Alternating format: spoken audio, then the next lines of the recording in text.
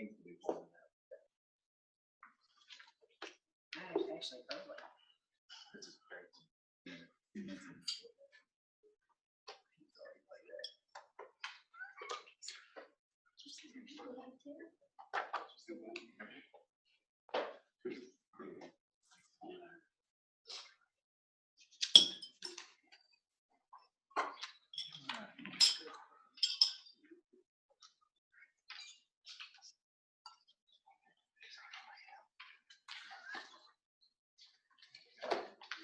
All right, it's 8 a.m. and we're gonna get started. We've got a few people that apparently are running a little late. As far as I know, everyone is gonna be here.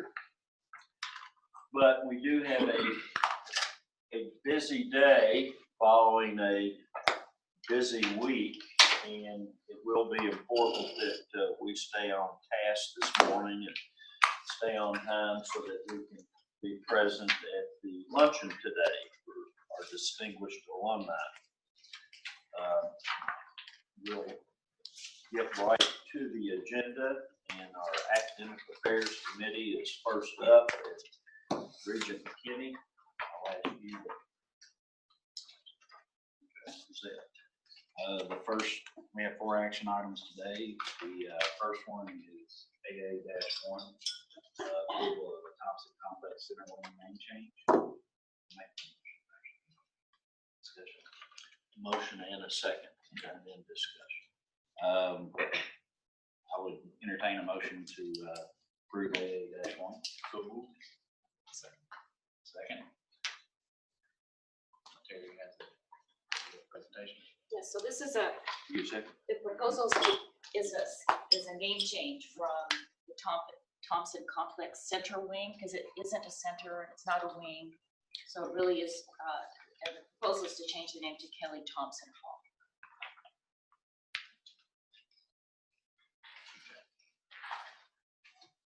Anybody have any questions or discussion? If not, all in favor of the motion, signify by saying aye.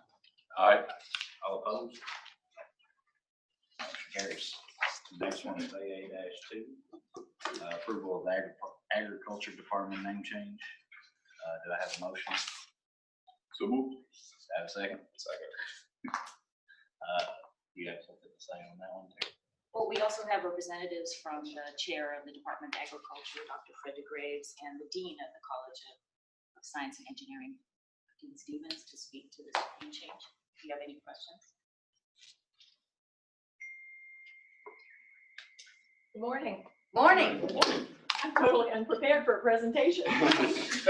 But we requested this. The department has been thinking about this for a long time. Really believe that agriculture is way more than the traditional name agriculture. When people think about agriculture, they think about farms and dirt and, but really what it is, it's about food. And it's about food production. It's about the future. It's about technology. And so we want the name for that department to reflect the changes in agriculture. And we also think that when students think about what they want to do as a career, that when they think about agriculture as an option, they go, oh my gosh, I don't want to be on a farm, right? But there's a whole lot more to it than that. And we think that it opens up possibilities. It's more attractive to students, and we think it'll increase enrollment. Questions? All right. With no further discussion, all in favor of the motion, signify by saying aye. Aye. All opposed? Motion carries as well. The next one is AA-3, approval of the Strategic Support Communication Graduate Certificate. Do I have a motion? So moved. Second. All right. Do we have a presentation for that? We have representatives from the Department of Communication, Dr. Young Kong, who's the graduate programs director, and Dr. Helen Stark is the Department of Communication department chair. I would like to defer to Ken Payne, who prepared the proposal. Sure. Good morning. This proposal comes out of a program, a partnership we've had with the KRS folks, right, the administrators for about 5 years. They graduated about 50 graduate students so far in 5 years. And what we've done is bundled together the courses that we contributed to that program into a standalone certificate. We want to offer that certificate online. We think it'll be important for working professionals and maybe even for students here on campus who want to test the waters of graduate school before they decide which way they want to go.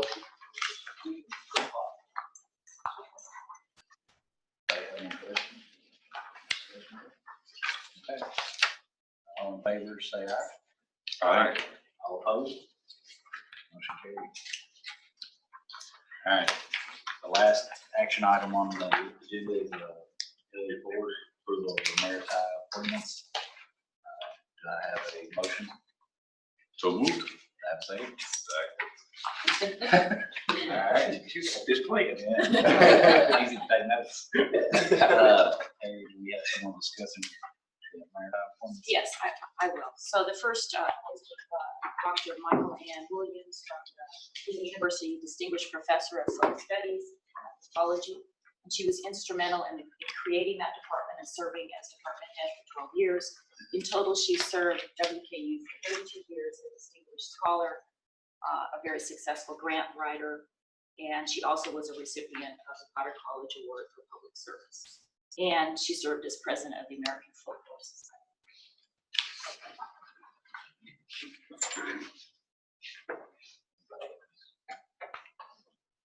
Questions or discussion? All right. All in favor, say aye. Aye. All opposed? That motion carries. And the last item on our agenda is the CAPE program. Are we doing? We have two other Oh, members. well, it's all under one action item, so I think is that right? Under one action item, so we're approving all three. Do you want to discuss all? I should, if you You don't want to do mind each? saying a little bit about Okay. each. So we have Ms. Rosemary Nazaros, a professor of library public services. She joined the faculty of library public services in the spring of 1997, was promoted to professor in 2011, and she's provided outstanding service as WKU's coordinator of government documents and law for the past 18 years. In addition, there's Dr. Charles H. Smith, who joined the faculty of library public services in the spring of 1995. And he's a past winner of the American Library Association's Oberle Award for Science Bibliography and received a presidential commendation for public service. Worth noting, George Nichols is with us now. George, can you hear us? Okay, we couldn't hear you. He needs to unmute himself. Okay, you're muted right now. We can see you and apparently you can hear us, but Yes, I can hear you. now, Okay. us, George, Yes, can you hear me now? still not hearing. Maybe we'll work on that. as Okay, we'll keep. The Academic Affairs Committee finishes their business. We have an important presentation. I'm going to stand too. So this is what we're calling the Comprehensive Academic Program Evaluation for CAPE. This is a major initiative that we are undergoing this year. And this is also because of our new strategic plan that we engage academic affairs in academic program review to ensure that we offer an appropriate mix of study options that efficiently deploy our scarce resources. Now, we're not calling this program review per se, because program review is a regular part of what universities do. Every 6 years, they look at their majors and their degree programs. But rarely do universities look at all of their academic offerings. What we're doing this year is looking at our minors and our majors and our graduate programs, our certificates. So we're looking at all of our offerings to make sure that they are appropriate, serving our students for their future. And so we have, as you know, external challenges regarding enrollments, and we're working very carefully on making sure that we continue to improve our retention and persistence rates, as well as we continue to improve our graduation rates, which will also help us. And so, and again, as mentioned, we have to make sure that we're offering appropriate programs that develop 21st century skills for 21st century job career opportunities for our students. So this is just a snapshot in the alumni center. I thought that's pretty powerful too. WKU degrees at work.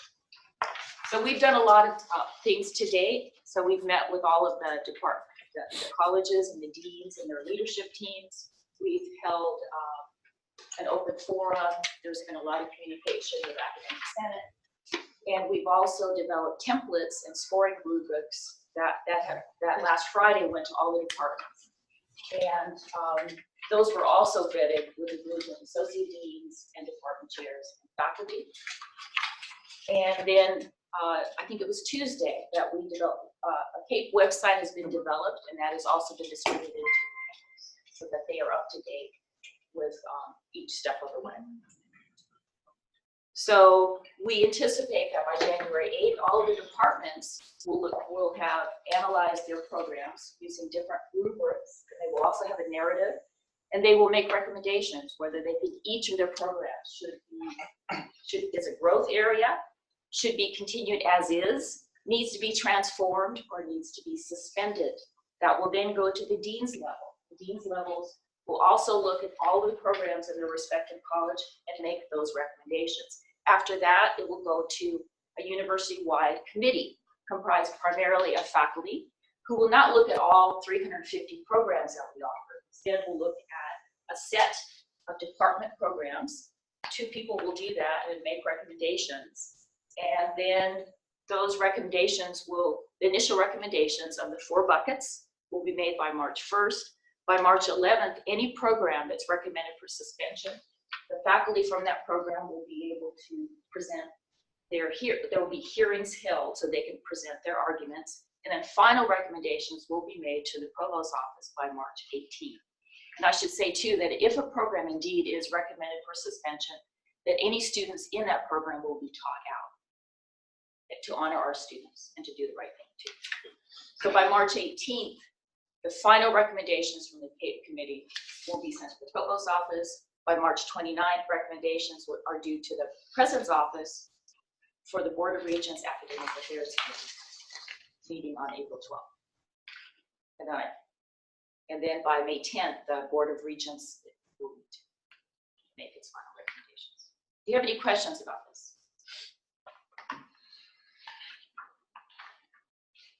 Really? Okay, well, thank you very much. Wait. Yes, yes, I have sir. a question. So I've been around university for 30 years, and my department has undergone many times the program review. And my feeling of this is what happens usually is somebody takes this report, big stack of paper, in the drawer, and that's the end of it. Okay? And so what makes you believe that this process will be different? I think because we're engaging with the entire academic affairs community, and I think people realize that we need to do things differently. We do have enrollment challenges. We also have to make sure that there are certain academic areas where we need to grow.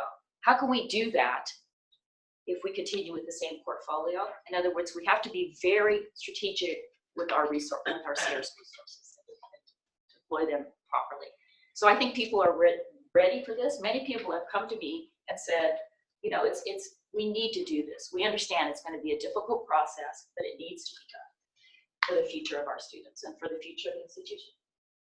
Regent Ernst, I'd also like to add, one of the things the new budget model does is it illuminates for deans a parallel process around finances. And so if I'm a dean who's being empowered to be entrepreneurial and thinking about revenue centering at the college level, one of the management tools at my disposal is program review, but also a place for us to look at revenues and expenditures. And so one of the things I hope will also inform this conversation is that deans have to look at places where we're doing very well, places where we need to invest to grow, places, and these are academic places where we need to transform our offerings, and then are there things that we're doing that we need to stop doing to reinvest those resources in the place where we can grow, we can transform, or continue to move forward. So I think they work together. It's 2 separate processes, but philosophically, It empowers deans, and they're going to have a large role in this, but also to have conversations within the college about where we want to place our bets, and how do we take scarce resources and reallocate them internally. We know we live in an environment where the extra resources from outside, particularly from the state, are going to be hard to come by, and so we have to be more intentional and more efficient. And I think those two things combined in that decision-making process. When was the last time a comprehensive review was? I don't think ever.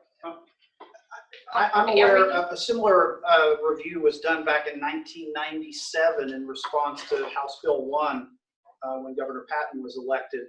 There was an imperative for all the universities to look at all of their offerings.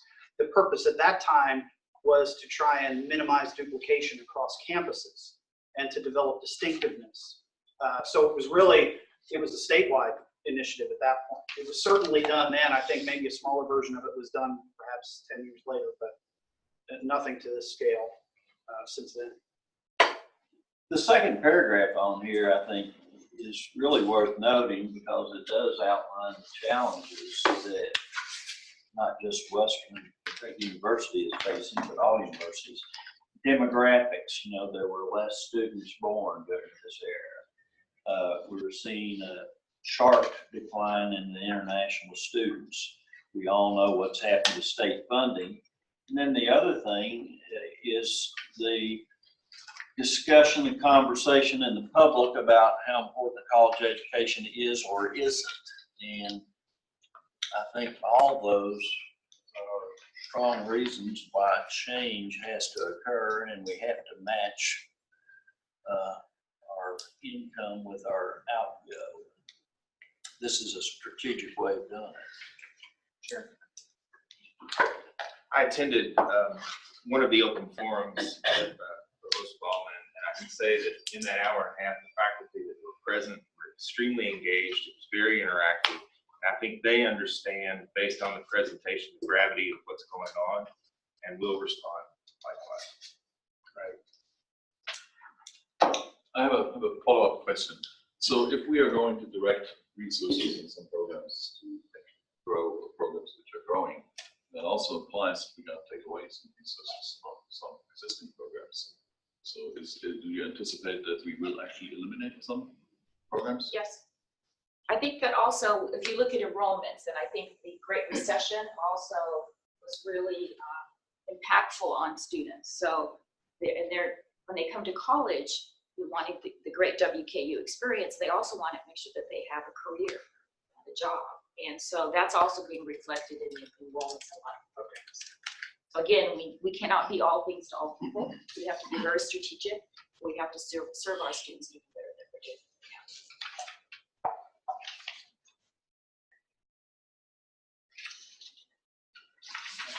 Thank you. Thank you. All we have. Okay. Thank you, Regent McKinney, and the Academic Affairs Committee. The Executive Committee is next on the agenda. We do have everybody present. That includes Regent Johnson, Regent Henson, Regent McKinney, and Regent Higdon.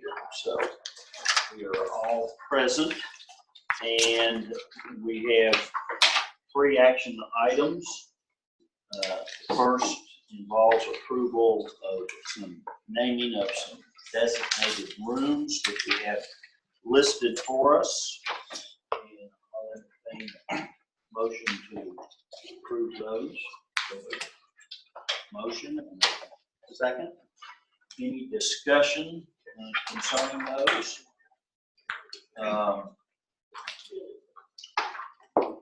Todd, I know you're here. I don't know if you want to say anything about the football office suite and the men's basketball office suite names.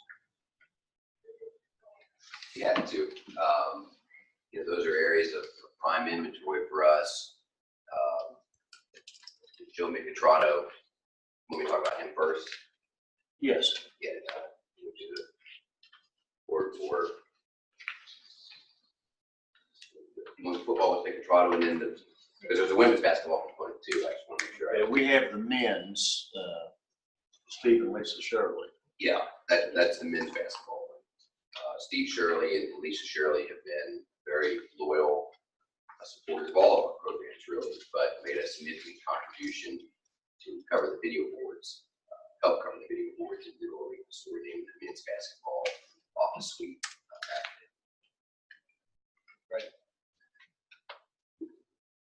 John Paul, do you want to? Yes, just to add, Joe and Sunshine Micatrato's name will appear on the football office suite. Joe played football for Coach Harbaugh, and we announced their gift earlier this month.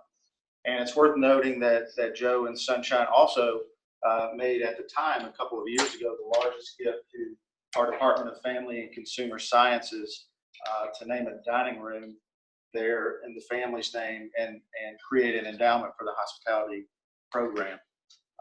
The Shirleys, I think Todd covered that quite well. We're pleased to make that recommendation also. And then finally, Colonel Elliot Bud Sidner, we would like to propose naming of the conference room in his honor. And to tell you a little bit about Colonel Sidner, he is an Auburn native. And upon his graduation from Auburn High School in 1945, he immediately enlisted in World War II to help with that effort. Upon getting his discharge in 1948, he came to WKU and met his future wife, Jean. They graduated in 1952, and he re-enlisted. This time, initially, he was in the Navy, this time in the Army. And he went on to become a distinguished cross recipient from the Army. He was a Ranger. He trained Rangers. He trained Special Forces. He rescued POWs in Vietnam. And Colonel Sidner unfortunately passed away a few years ago. His wife, Jean, resides in Florida. And as part of the celebration of 100 years of ROTC being on our campus, this weekend, they will celebrate Colonel Sidner's legacy, and we propose naming of the conference room in his honor.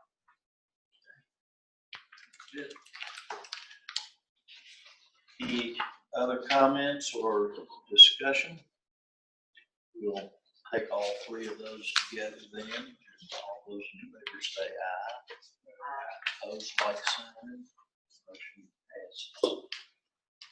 Second item we have is authorization to accept ownership of the 1660 Mimosa Alley. So moved. Motion. And a second. Brad? Good morning. Turn it over to you.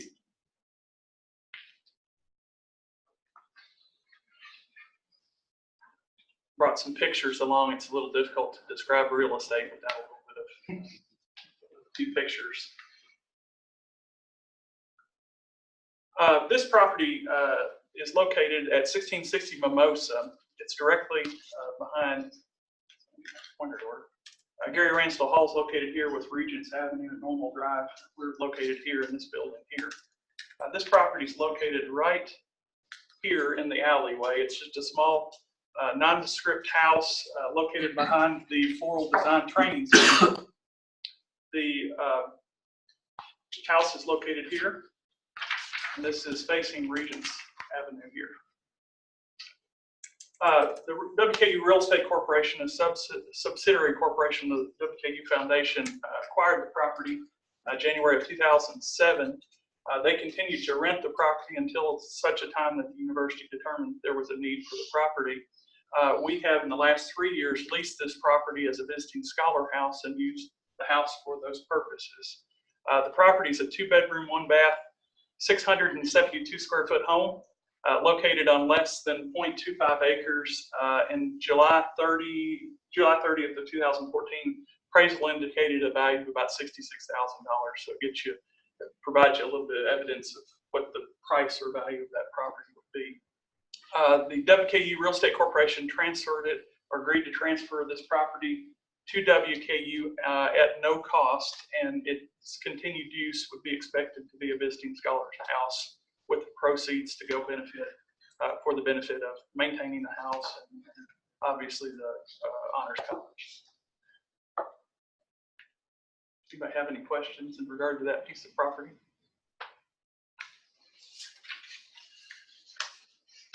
If not, we'll ask all those in favor to say aye. Aye. Opposed, like sign. Motion passes. Thank you, Brad.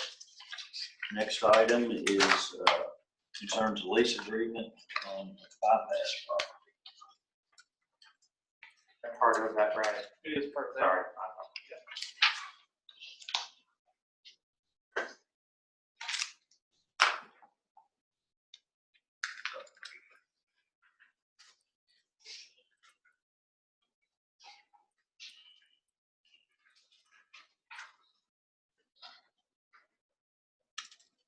This property, as you're aware, is the former Alive Center building located at 1818 31W Nashville Road.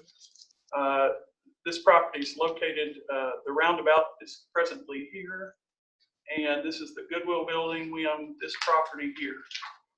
This is the only property that the university owns on this side of US 31W. The property was purchased February 15, 2005 for $207,000. The source of funds were, we sold a piece of property at 1425 State Street for $175,000, and the university added an additional $32,000 to that purchase price at that time. It's a 3,000 square foot building located on 0.34 acres. Obviously, it's isolated from other university real estate holdings, and the building was purchased specifically for the operation of the Alive Center, which has now been merged onto main campus with other main campus programs. The building's in fair condition. It does need and require some attention, and in large measure, in large part, the reason no department has occupied it, in my opinion, is based on location and based on some needs for the building to upgrade the building. We've been approached by the Hive, which is a nonprofit 501c3 that's been operating Bowling Green for about a year to 2 years roughly, and they're interested in creating applied learning opportunities for our students. They basically are an organization that works with adults with disabilities. And we obviously have some real estate and activities in that area through the CEC, our CEC holdings and some of the CEC programs. So there's some potential connections associated with some of our existing programs. Currently, they hire an intern from the WKU Social Work Department. They're currently engaging our nursing students to teach healthy lifestyle classes to these individuals that participate in the program. They have exceptional education students that come in and provide presentations and assist with the programs that operate there at the facility. They have connections with our Susan Vitale CEC programs and have helped with the Special Needs Expo that we recently planned here on campus. And they maintain a close connection with the Kelly Autism Program. Best Buddies chapter, there's plenty of things that they do, and there's certain connections that they're making. The concept was the board indicated a willingness to partner with a nonprofit agency, maybe close by. We've currently got a little bit different scenario here with the Hive. We talked about Goodwill. The Hive, the proposal would be is the Hive leases the facility at $500 per month for 3 years, and included in that lease would be an option to purchase the property for $250,000. Monthly payment would be applied toward the purchase price if the option were exercised. If the option is not exercised, we retain all rental and basically any building improvements that they make, this nonprofit agency makes to the facility. The Hive believes they can reasonably manage a $250,000 acquisition price. The property value is appraised at about $275,000 to $315,000 is the approximate appraisal of that property. I'll take any questions. I've got a question. Yes, absolutely. When was the appraisal secured? The appraisal, we had 2 appraisals secured on the property. So in the last 2 months. Okay. And there was some variance in the appraisals, which is not, I mean, it's a subjective science. It's not, there's not a mathematical exact number out. But the appraisal was secured for the purposes of ascertaining what we may want to sell it for. That is correct, existing value as of right now. And so we set on 275,000. That's what I reasonably believe the property to be worth.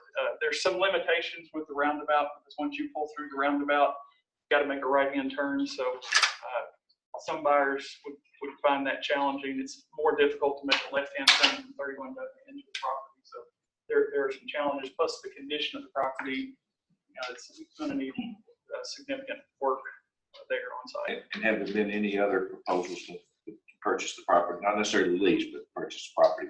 There have been no approaches by anyone other than the original discussions with the adjoining neighbor.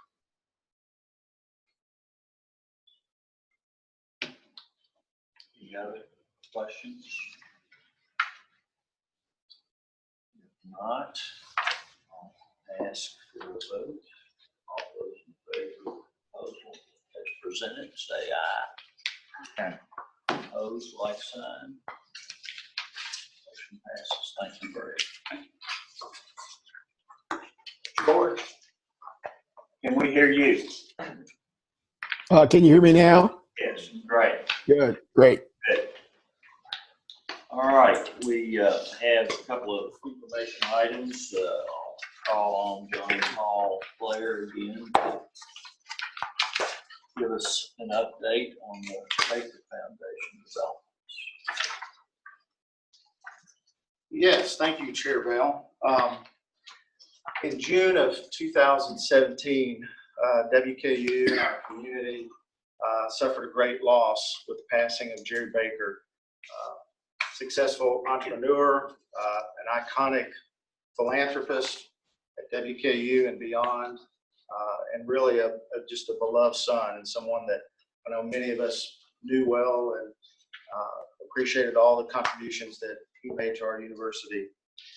And with his passing, his generous estate plans were put into motion, and the university received ownership of a $10 million endowment, the proceeds from that endowment that were gifted to the Baker Foundation at that time.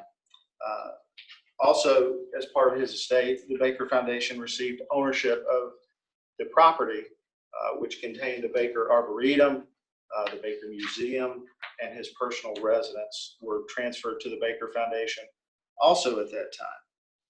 Through his planning, he gave the university two options on how we were able to utilize the funds from the $10 million endowment.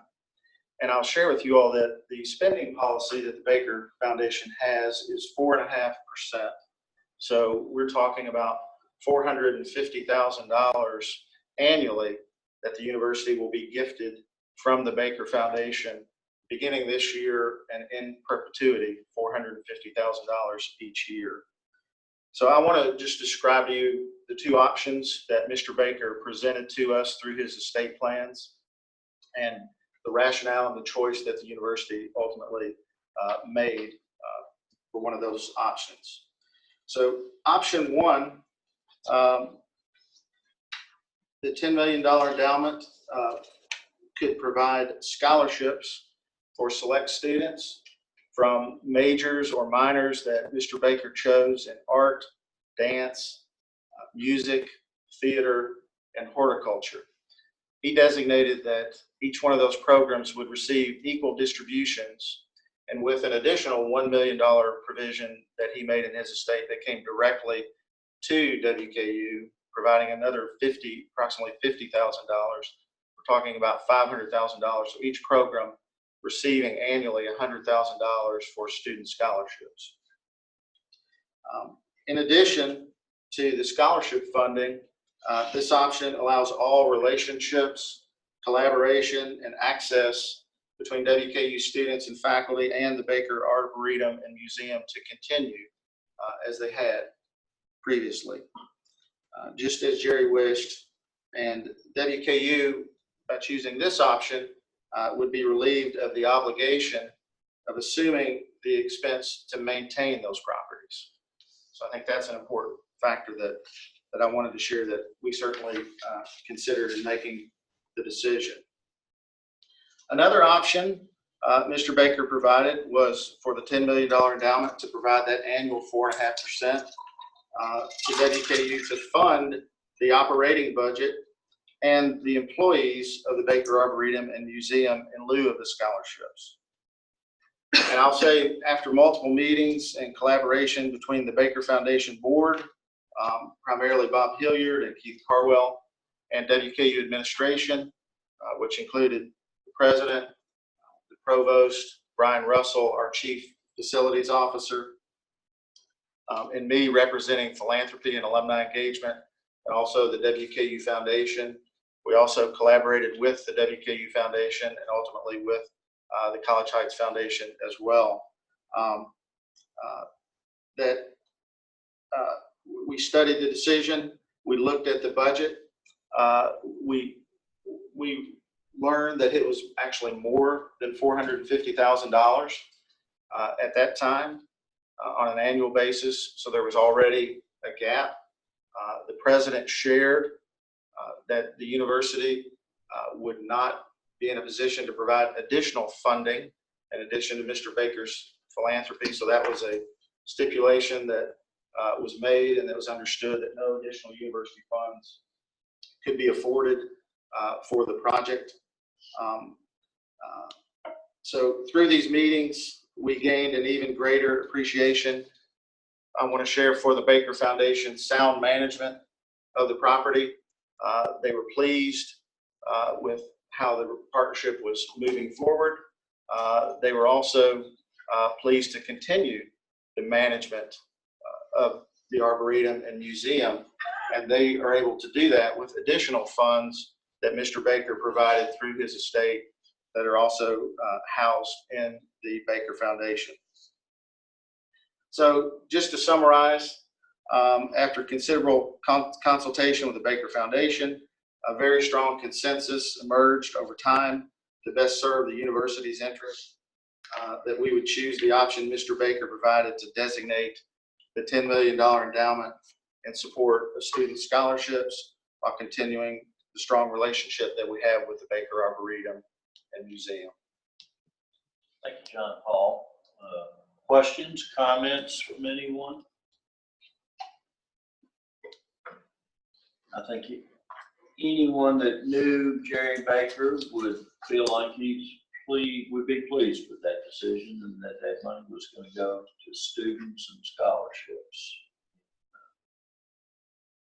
Mr. Chair, I think that what pleases me is that the relationship is not altered between the university and the foundation. We continue to have the same great use of the facilities, and we did it in such a way that we didn't accept a gift that cost the university scarce resources. And so the long career in philanthropy, sometimes there are gifts that are very expensive to accept, and this was not one of them.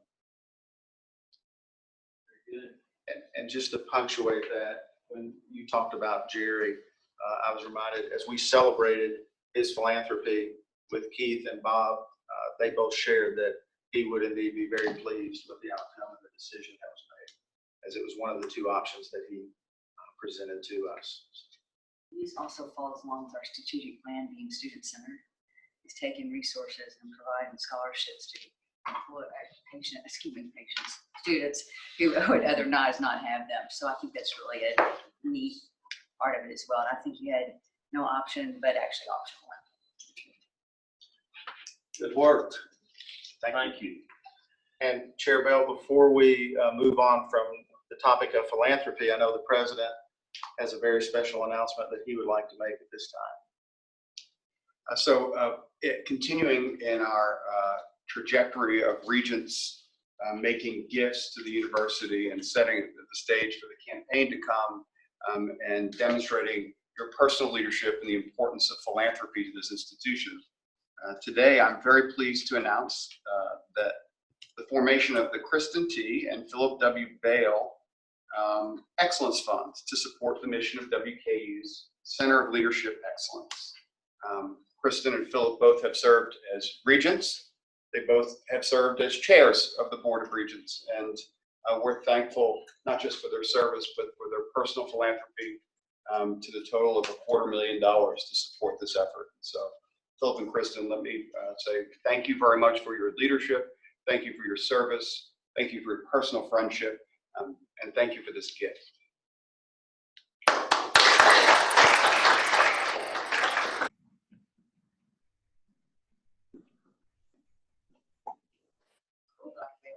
Well, we're glad to do it, and we do it with the belief that leadership matters is important, whether you're talking about corporation or university or whatever.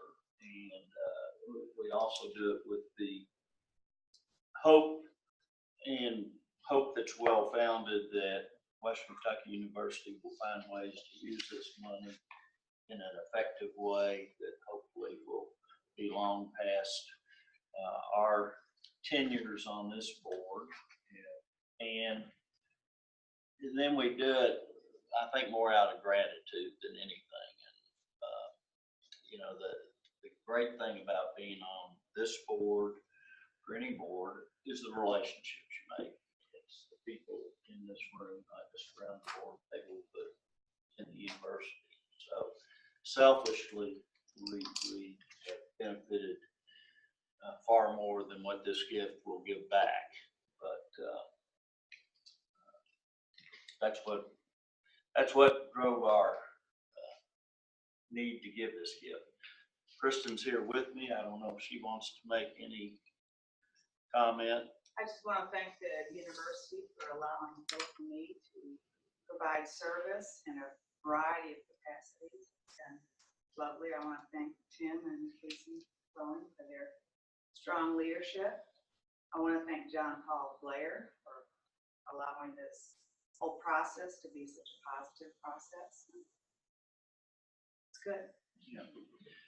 And George is there on the screen with us, and what a gift he and CJ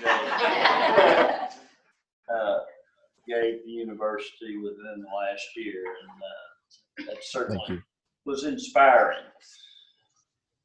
All right, we'll move on to the next information items. I just want to throw out for anyone to make comments. We are due a board self-assessment. I look at this as an opportunity for us to hopefully up our game, be a better board. I mentioned to a few of you an idea that perhaps we can discuss briefly here, and that would be to ask someone from AGB, the American Governing Board Organization, to perhaps come in and help us do that in a very meaningful way. So I'll throw that out there. Anyone that has comments or thoughts on it. The strategic plan process was really the first real strategic plan in years, and I think on the heels of that, a robust board assessment process would be appropriate. Thoughts, anyone? I absolutely agree. It's a very meaningful, purposeful part of our due diligence to do. Strong advocate pursuing this.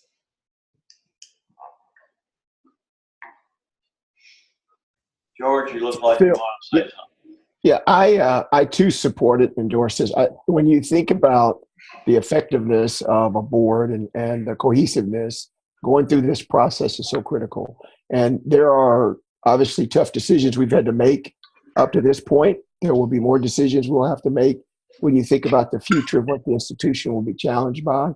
And so making sure that we have the right governance process that we go through, the leadership that you've shown and all the regents have, I think that's going to be very critical for our future.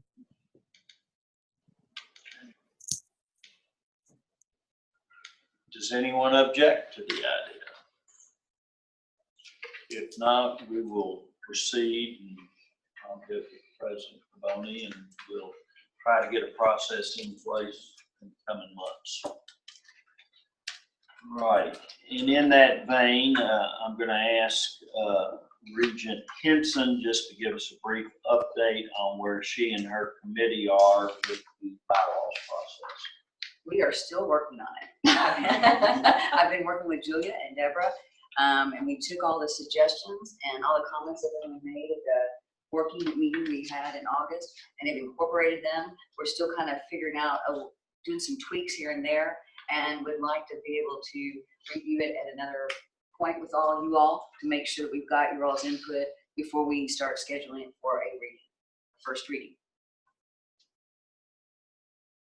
Comments? I know, offer this out to the full board as a thought. I know 3 years ago, we had Carol Cartwright do the AGB presentation training. Part of that process was assessment of our bylaws. And I don't know if we would benefit from trying to arrange some component of our self-assessment that would be devoted for interaction with an AGB type of person that could give us some insights and give us some references to what other folks are doing and not doing and how it's working. And maybe able to sort of piggyback onto that process. Actually, Freddie, I did ask Carol, and that was where we got the concept of doing there were certain things in the bylaws people would like to see. And when we discussed it with her, as well as that parliamentarian Ruth that I was working with, just to make sure we had those procedures correct, that we do the policy, what I call policy and procedure manual, about what the approval for presidential spending, those kind of things. And it was her suggestion, and she had reviewed the bylaws, I think at some point when we looked at revising them in 2016, am I doing the right year, 2016, 2017? It was 2016. 2016. She had reviewed the bylaws, and I think she had some suggestions because Julia forwarded that information on to me, and then I did a follow-up with her and asked her what would be an appropriate way to handle approval expenditures for the president over a certain amount and those kind of things. It was her suggestion we have the two documents. That we have a bylaws and then we have a policy and procedure manual to address those. For anyone not familiar with Carol Cartwright, she's a former university president, I think Kent State, Yes. an interim president somewhere. Anyway, she's a very impressive lady who came down and spent time with us. And I think we can contact AGB as far as the board assessment. If she was available, I think everyone did like her. Hey, Phil, Yeah, George.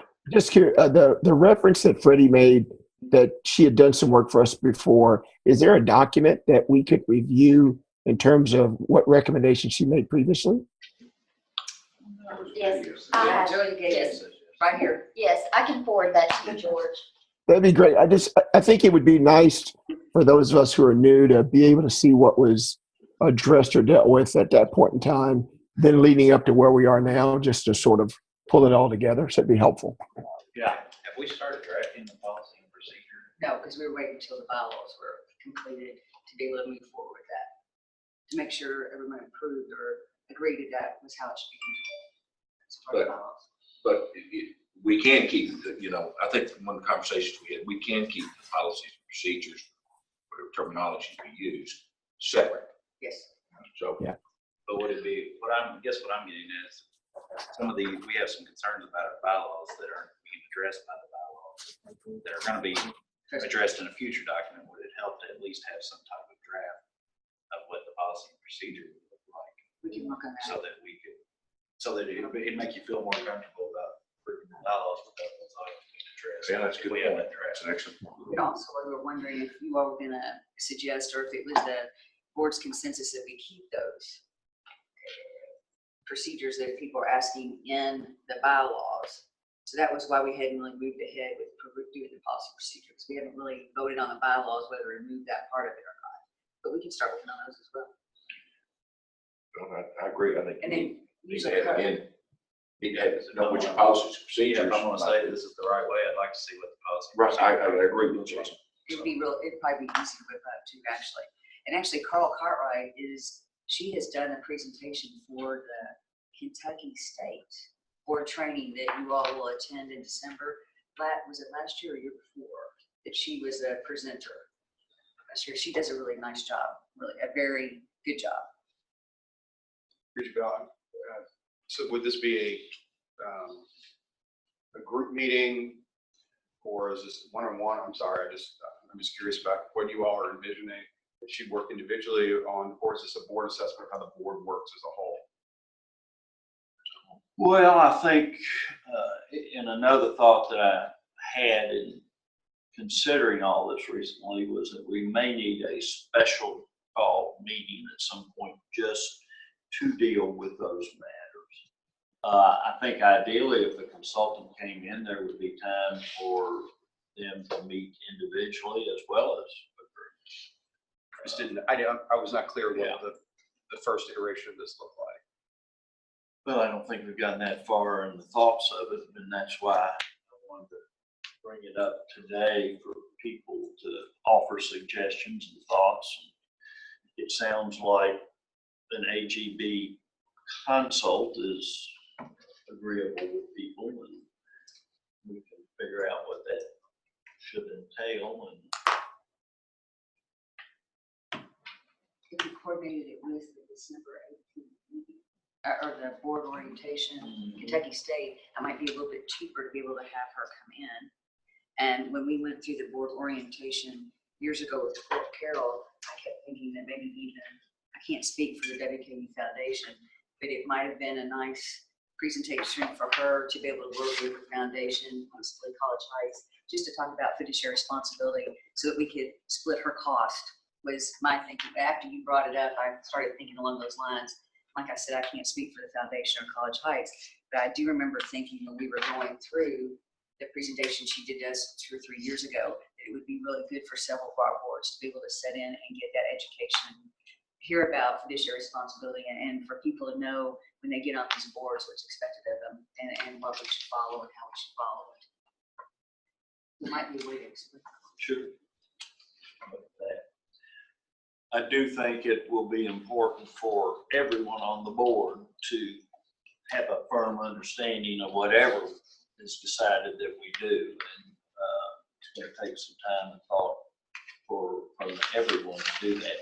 You know, again, this is a working board, as we've talked. We're a small board compared to some of the other universities. And fortunately, we have a lot of talented people from various backgrounds on this board, and I think the end product should reflect as much wisdom as we can squeeze out of everyone's brain. So, okay, any other comments about that? If not, I'm going to move on to the Finance and Budget Committee. This committee has been working tirelessly for over a year now. Regent Johnson, that is turned over to you. Okay, thank you, Bill. We have 2 action items. Start with the very first one, very simple one. Action, finance and budget action. Number 1 is approval of personnel actions. Everybody has that in their report, pages F1 through 22 and S1 through S14. And so procedurally, I'll ask for a motion to approve before we begin discussion. Motion, second? Second. And very simply, these are your permanent personnel actions since the last time you approved. One-time payments, promotion, tenure, and 1 sabbatical salary adjustment. Does anyone have any questions of Ann or comments? I have a question. Yes, sir, David. And pertaining to E&G funds, are actions listed as effective on July 1st, 2018 related to full-time staff? Either salary increases, reclassifications, status changes that were part-time to full-time, and transfers. Are these actions eligible for the 2% cost of living and or the 2% merit pool? I think you've given me several different groups. So let me see if I can approach it from a different direction. We went out with the amount of funds that were going to be allocated centrally for salary increases. Those were based on full-time and budgeted as of July 1. And to the degree that someone was here as of July 1, they were eligible for an increase. So how we have communicated with the campus is that there are other employees, as you've indicated, part-time and temporary, that have served the university well, but with limited resources, we have directed division heads to make decisions on any salary increases for those specific populations within their own base budget and to process them as they deem appropriate. Did I cover, is there anybody that that I didn't address in your list? The primary question was related to July 1st. In general, are they, those people that are indicated here for salary increases, particularly more than $5,000, are they eligible for the 2% cost of living on top of that and the 2% merit? They would definitely be eligible for the 2%, what we call COLA. I think that some divisions have made their own decisions as to whether someone that's only been here a few months should even in fact participate in what is a merit pool. So I wouldn't be, salaries are due in the next few days. I'm not sure how each division has responded, but I would kind of anticipate that there's probably not enough meritorious performance necessarily to have exceeded the 2. Anybody else? I hear no further conversation. I'll call for a vote. Mr. Brinkley, all of those, excuse me for interrupting, all of those will in fact manage to get themselves into personnel actions when the committee meets the next time.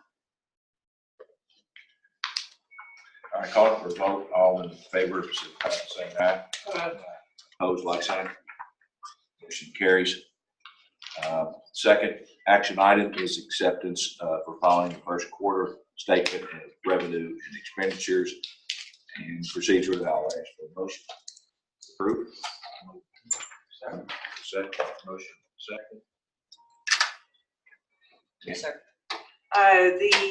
The first quarter revenue and expenditures are about what I had anticipated. We, in the fiscal year 19, with implementing an $18 million budget reduction, it's reflected and the expenditure patterns are in line. I will tell you that two important variables that you'll see moving forward. One is a decision about prior year balances that have not been allocated that we'll bring back to the board for expenditure authority.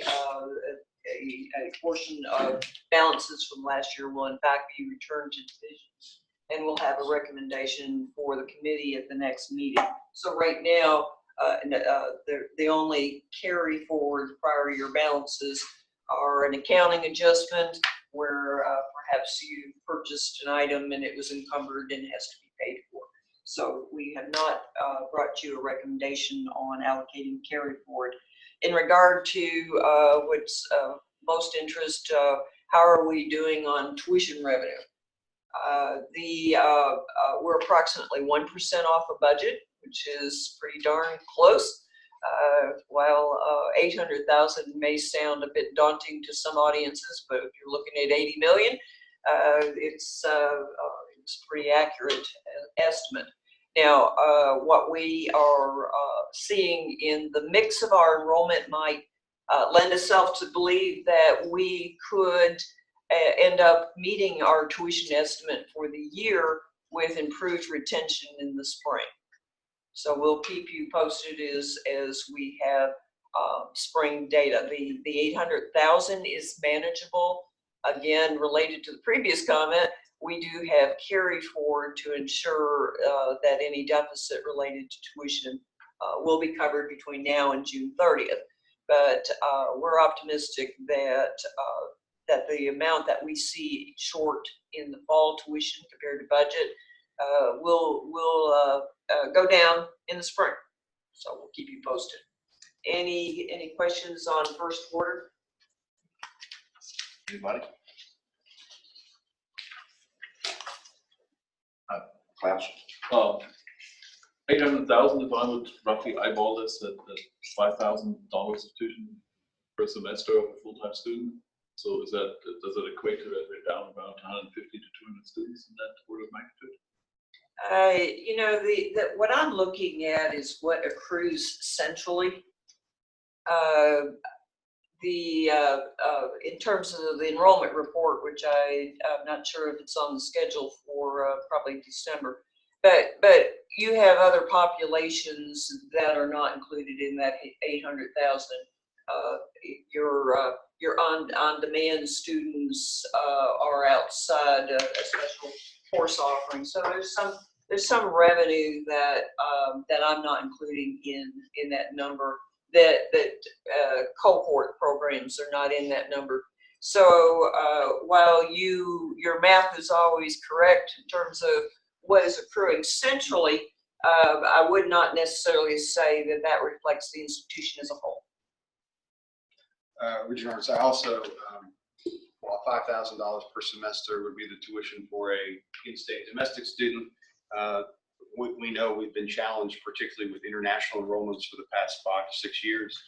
Those challenges continue. They will continue into next year, given and this is not unique to WKU, given the perception outside of the United States that this may not be a place that folks want to come study. So this is a challenge for higher education across the board. I also want to point out, and this is a culture change for the board, for leadership, for everyone across the institution.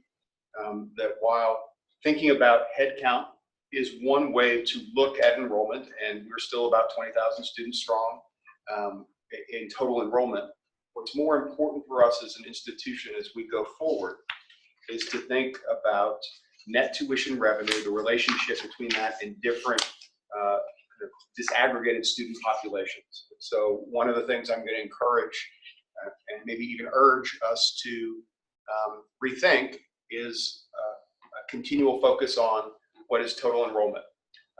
Because there are ways in which universities can shrink strategically and grow tuition revenue. There are ways to grow revenue that also go hand in glove with growing enrollment. So I think what is more strategic, instead of using a bottom line or top bottom line number for management purposes, is really disaggregating those data and having goals within that total enrollment for each population segment. So we're going to talk a little bit more about this, I think, later in the meeting, but I just want to point that out, particularly connected to the budget, because what we have to stop focusing on is FTE or headcount. What we have to really start focusing on is what is the revenue generated, and how does that in many ways connect directly to a discount strategy for the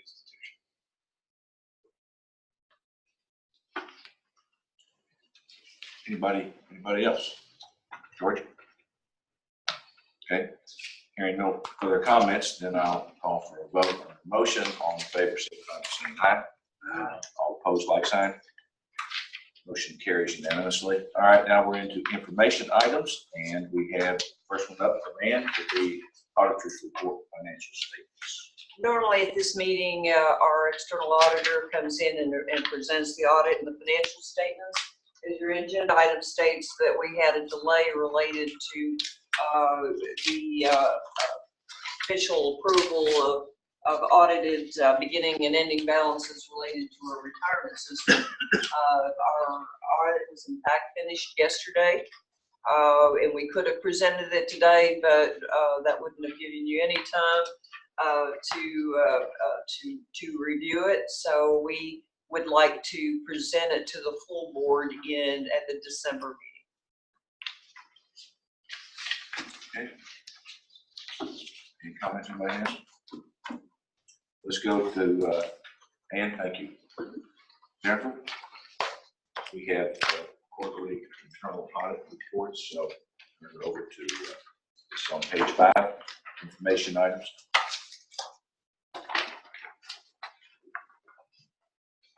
Take the handout. Yeah.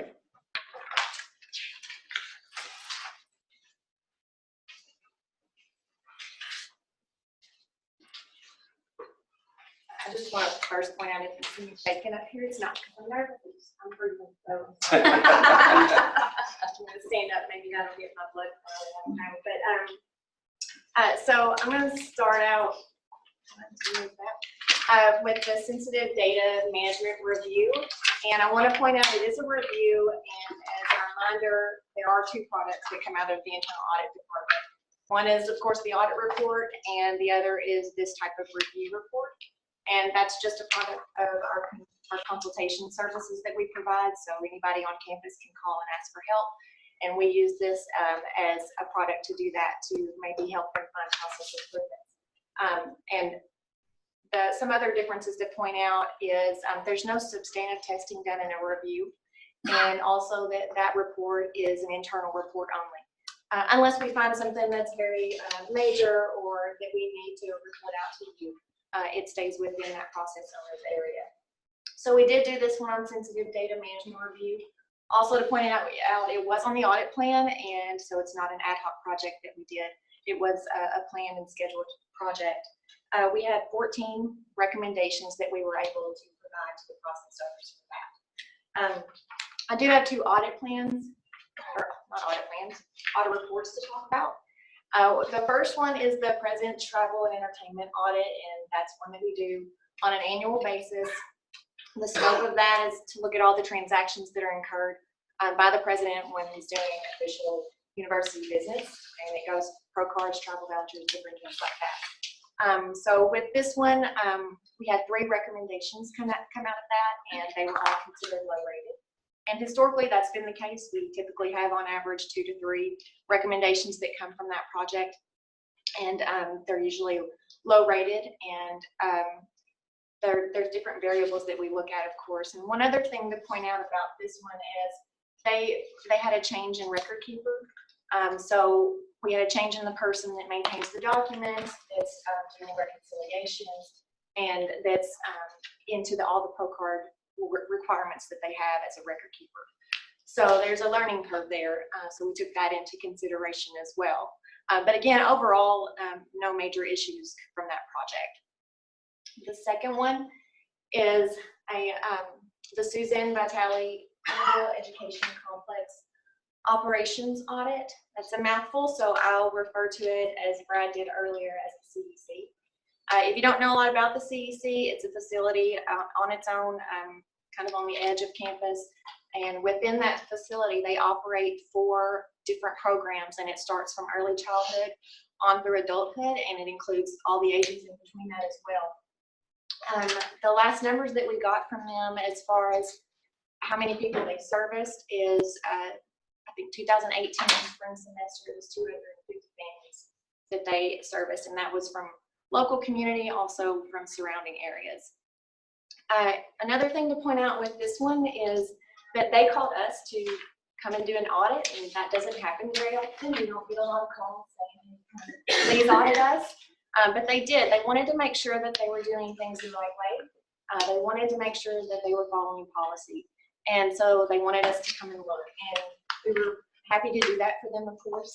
And they had been operating, I think it's been about 12 or so years when they first started. And they've gone through some internal leadership changes and also just changes in where they were housed in the org structure.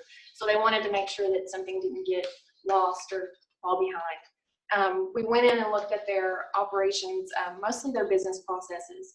And with that, we had 10 recommendations that came out of that. And of the 10, there were 3 that were rated high. So I'll share those with you here. And this is just a summarized version of those. The first thing that we recommended was that they look at their service model, what types of services they provide. Is there options that they could provide private consultation to individuals that come through those programs, because usually it's a group program. And with that, we wanted to make sure if they decided to do that, that they were in compliance with the WKU consultation policy that we have, and also to go ahead and create those procedures and implement that in regards to what they expect from their employees that would be provided this private consultation. The second one that was rated high, we found some control gaps in their cash handling operations. And so we gave them the tools and the policy that we have on campus about cash handling, and to make sure that we close some of those gaps in that as well. And the third one is we detected a low level of segregation of duties within their billings and receivables process. And so to help with that, we recommended that they utilize the WKU centralized services that we have in our accounting office, where they do some billings and receivables as well. That not only would help with the segregation of duties issue, but also let their staff focus on their core mission that CEC has down there as well. Any questions about, I went through that really fast, but the other thing about CEC too that I want to point out is they typically have 40 to 50 students at any time that work there, and those students are getting that hands-on student-centered applied research project or experience in that facility as well, which I think is great. Any questions? I got one question, and you and I talked about this beforehand on the president's audit. There was some sort of suggestion to changing the method of reporting to the concur method. Do you recall that conversation in terms of how expenses reported using? Oh, yeah, that's something that I think our CFO office is currently looking into, and that's not just for that, but well, I meant at the university. Yeah, overall, I mean, that's something that I think the university is looking at, and changing the method of how we track our expenses when we travel. Right now, it's very manual, so that's a system that they're looking at, and maybe other systems too. I'm not quite sure, but they are looking at different systems to actually not be so manual in the future. Okay, but and I know that was across the board because that's what we discussed. But it's and the reason I bring the question up is just for everybody's information that it's a far more efficient method, or we're looking at a far more efficient method, and one that centers on responsibility. Right. Okay. Yeah, and that may come up even more when we do the. There's one on the list that's about travel expenses. That's on the audit plan to look at that. Right. That may come up there as well. I had more slides. I don't. Jill, can you elaborate on this? I sort of went over my head. What method are you talking about? I can't describe the method to you. What I can describe to you is that they're looking at procedures which will streamline reporting, reduce the manual tracking of that, and actually the input into it, and be a little bit safer method that protects. And it'll be more real. If it's that system, it'll be more real time.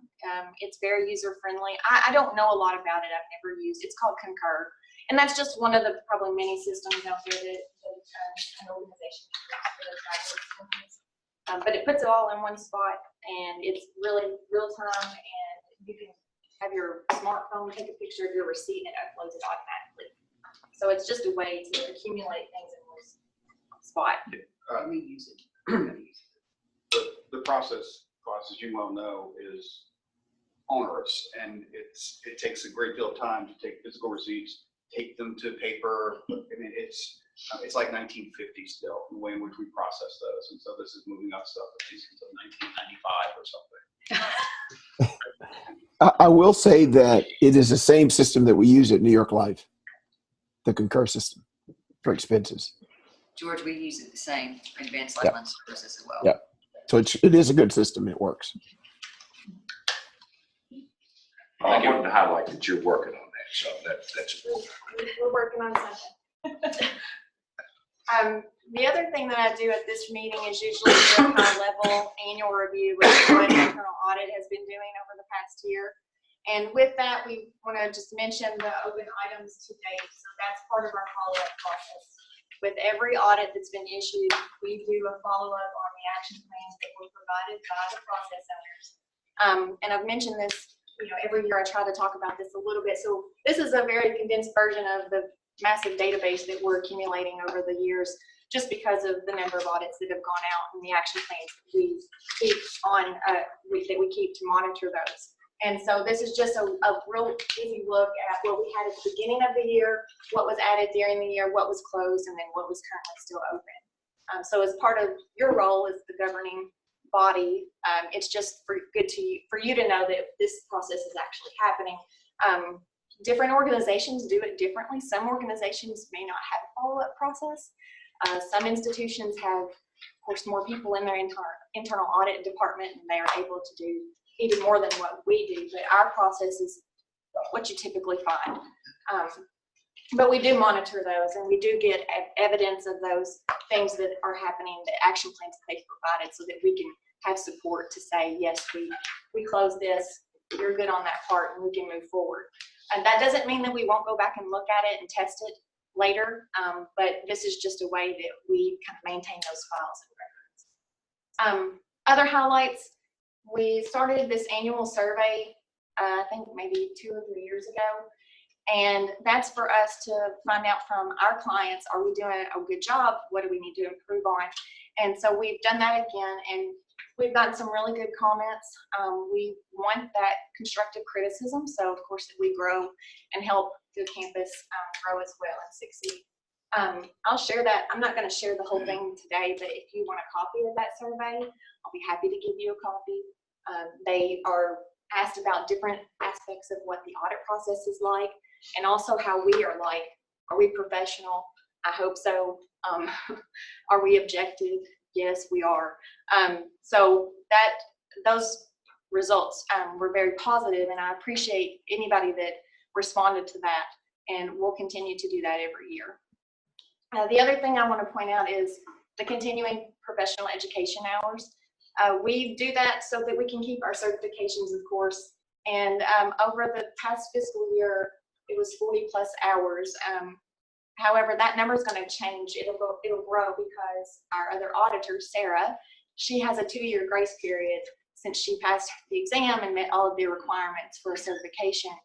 They're nice enough to give you a 2-year grace period. So that number will continue to go up as the years go by. The other more important thing is this annual confirmation requirement. As we prepare for our quality assessment review, which is going to happen in 2019, we're going through our standards that we go by and to make sure that we're checking off everything that we can.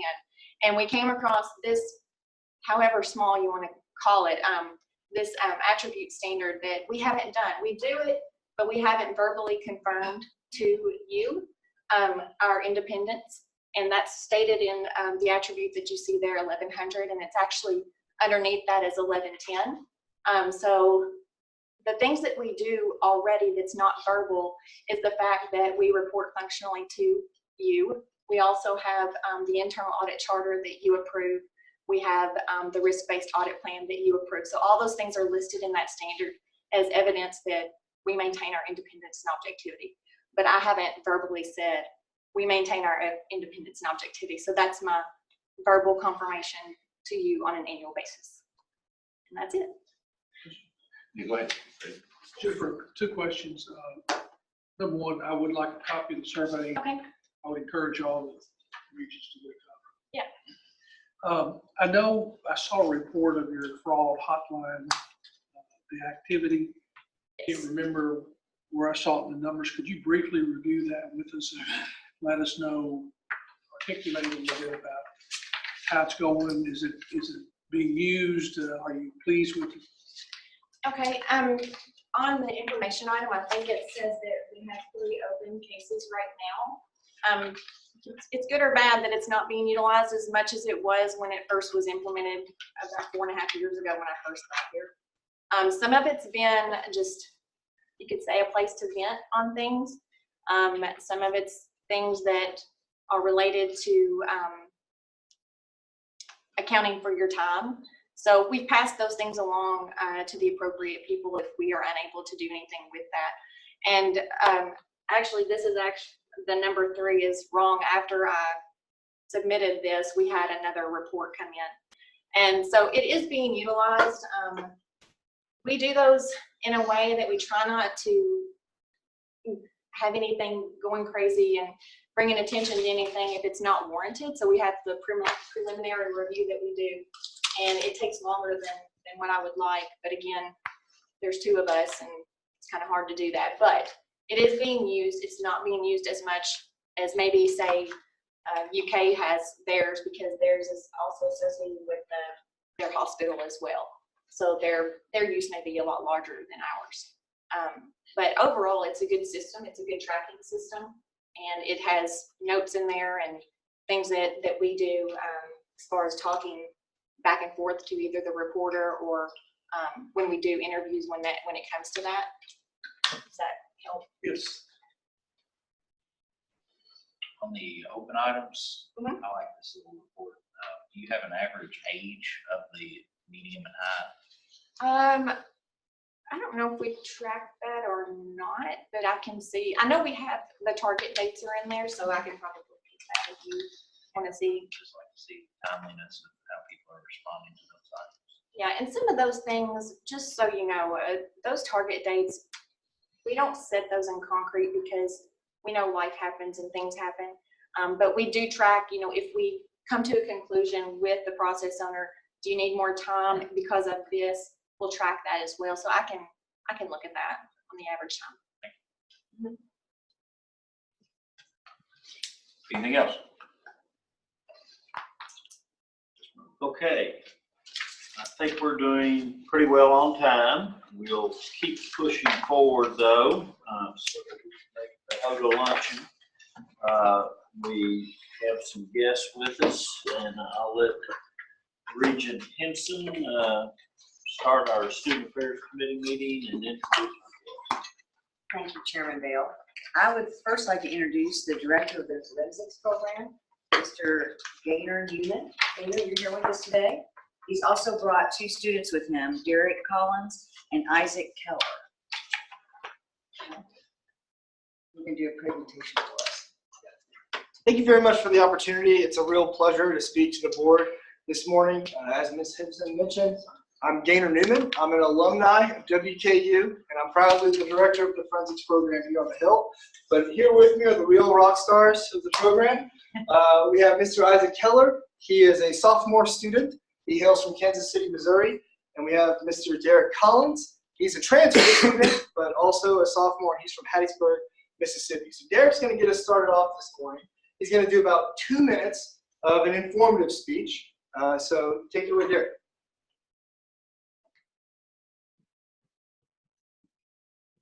Zora Neale Hurston, best known for her groundbreaking African-American novels like Their Eyes Were Watching God, was not yet famous in 1928, the year she conducted the most important interview of her life. Before her sat 80-year-old Oluwole Kasula, widely believed to be the last living African shipped to America and forced into slavery. Over a series of encounters, he revealed the horrors of his journey, as well as reflections on post-Civil War America. Hurston hoped to correct an egregious oversight of prevailing works on the slave trade. All these words from the cellar, she wrote, but not one word from the soul. Unfortunately, the work was lost to time and didn't resurface for 90 years. In May of 2018, Barracoon, the story of the last black cargo, was finally published. And equally as fascinating as Kasula's tale itself is what took so long. The New York Times of May 1st, 2018 explains, interestingly, Alice Walker, the author of The Color Purple, found Hurston's original interviews hidden in a Howard University archive and worked for decades to bring them to light. With its publication, Barracoon not only restores Kasula's voice, it also positions Hurston as an underappreciated anthropological scholar. Meanwhile, we are reminded of the monumental hurdles placed before Black narratives and authors.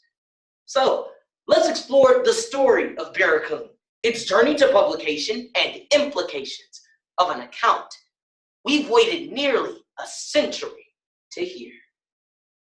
Thank you, Derek.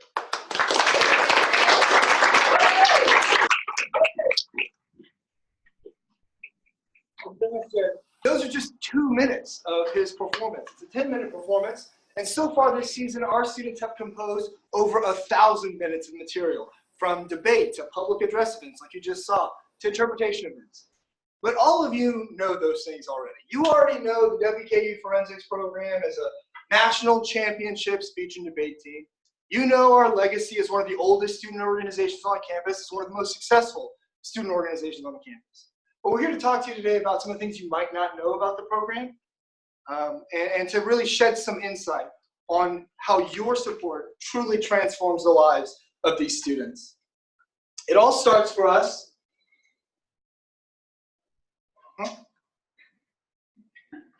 Well, maybe.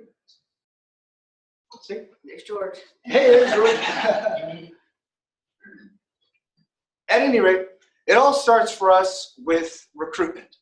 Now, 9 of the 34 students on the team. Okay. I'll go on. So 9 of the 34 students on the team come from right here in the Commonwealth. However, we attract students from California, Florida, Missouri, Mississippi, my home state of Louisiana. This year, we have 13 students. Definitely not us. Although, just back there for sure. This year, we have students representing 13 different states. So our strategic goal is to bring in students from all corners of the country, from vastly different world experiences, all walks of life, different socioeconomic statuses, different ethnic backgrounds, and we bring them here to WKU to share a singular purpose, to use their voice to improve their communities. Isaac Keller is here with us. You might recognize him from a previous Board of Regents meeting. He was recognized as a freshman Fulbright recipient, but he's going to talk to you a little bit this morning about his transition from Kansas City to WKU. I'm just going to go over here, if that's okay. So my name is Isaac. I'm from Kansas City, Missouri. I wanted to give you a little bit of background information on me and what WKU has done for me, because I feel like that's pretty important. Again, it was pretty clear that we obviously have a lot of success as a team, but I think the background is even more important than that success. I was from a single head household. It was me and my mom, and that was pretty much it. My mom was not from a great background herself, so she worked very, very hard, and that allowed me to have things like food and water, but accessibility in college and things like that was more of a dream for me than a reality. So I spent a lot of time doing debate. A lot of kids had like football, basketball, whatever it may be, but my alternative was basically screaming in front of people, and that's what I really enjoyed doing. Like I said, when I was 15 years old, I could have never imagined the idea of me getting to go to college, especially so far away from home. So as time went on, I eventually got recruited from WKU, and that recruitment process, literally when I say this, changed my life.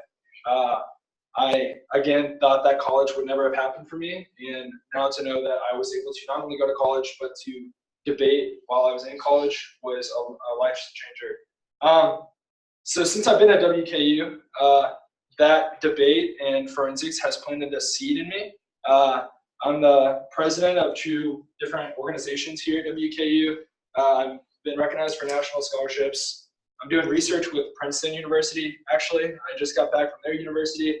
And all of these amazing things, I don't tell you to brag, but instead to show you the collaboration and teamwork that this team has offered me. Because I really can't say it enough that none of that would have been accomplishable without the help of Gaynor Newman and Chad Meadows and Jessica Ferguson and the whole debate team. So I just wanted to tell you all a little bit about my story and how much that means to me. And also thank you all for this amazing opportunity. So thanks.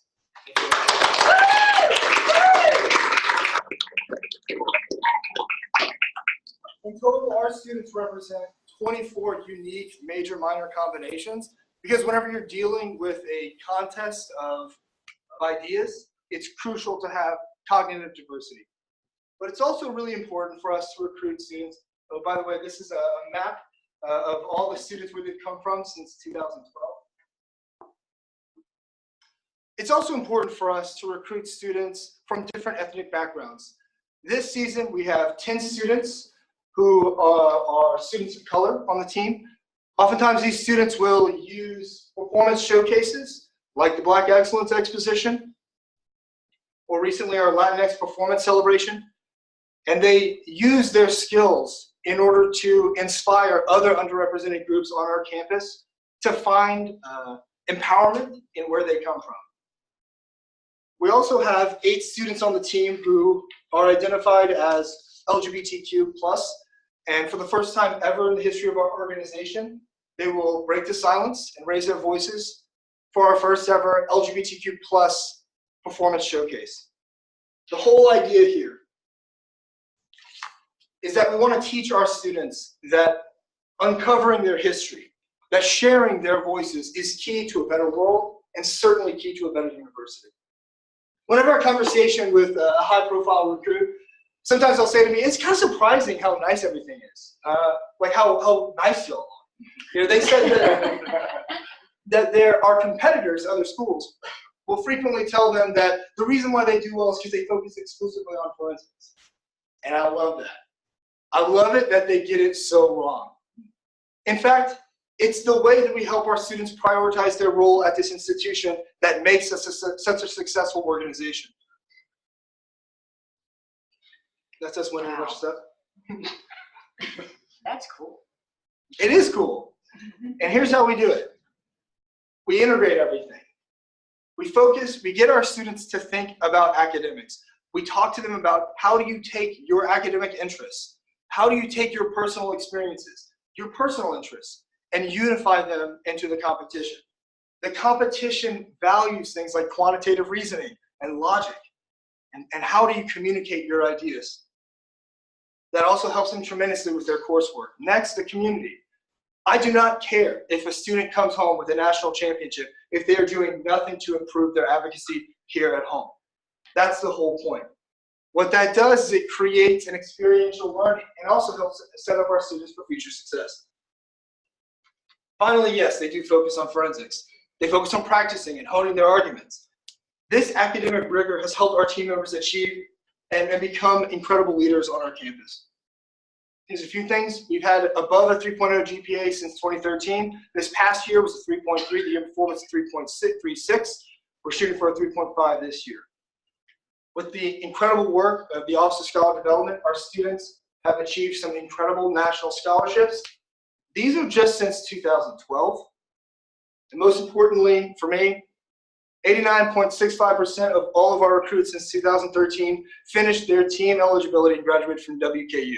What that means is if we recruit a student to WKU Forensics, that student will almost certainly graduate in 4 years by the time they're done. So whenever they're walking off that stage as national champions, then later on in May, they're going to be walking off the stage as graduates.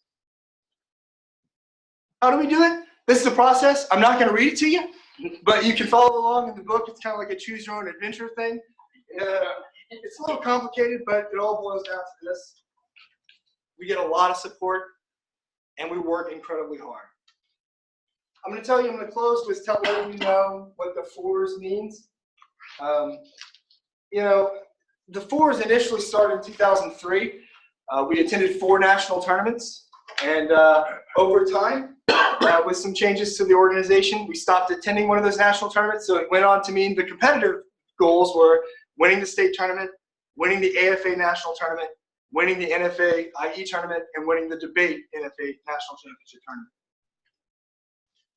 But that's not really what this is about. In fact, these seniors here did not win AFA that season. Unfortunately, they placed second by 5 points. But you could have fooled them. Because the fours are about something so much more than that. It's about our values, discipline, innovation, leadership, gratitude. It's about our students graduating in 4 years and the effort that it takes to do that. It's about them continually trying to strive for a 4.0 GPA. Some of them have never achieved that in their life until they came here. It's about the pursuit of something more perfect. And so whenever we get on the bus in April, I want you to throw your fours up too, because it could not be possible. None of this is possible without your support. Thank you very much for the time, and let us know if you have any questions. Okay.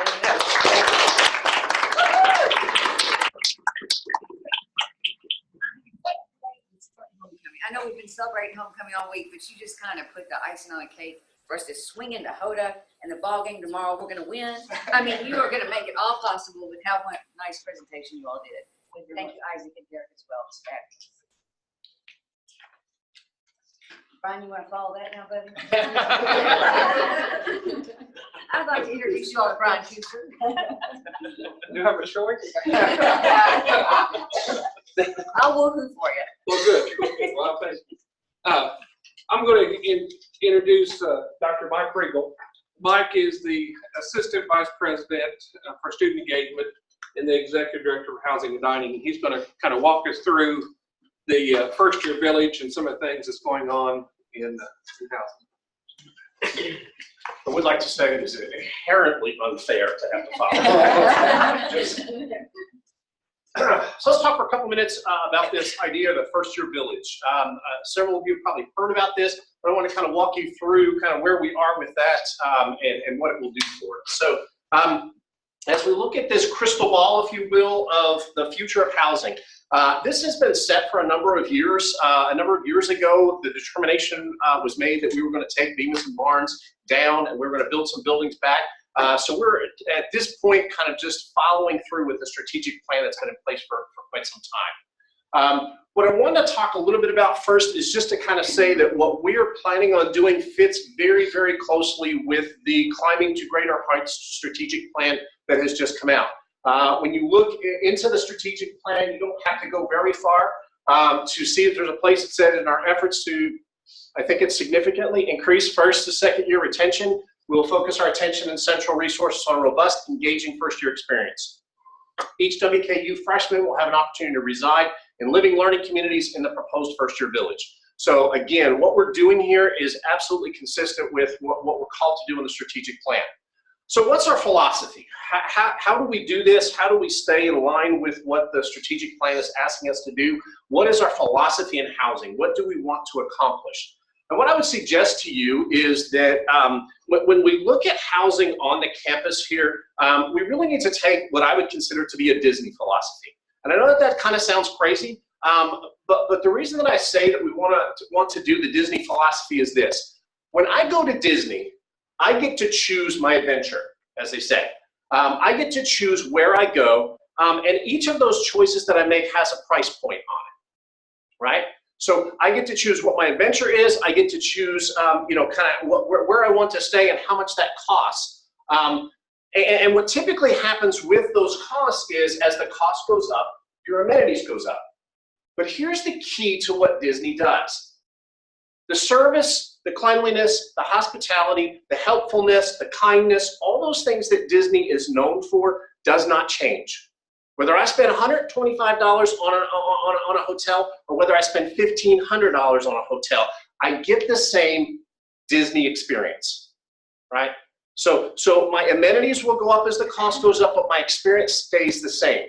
And that's the mentality I think that we have to have as we look at our housing here. We are providing what we would call the Western experience.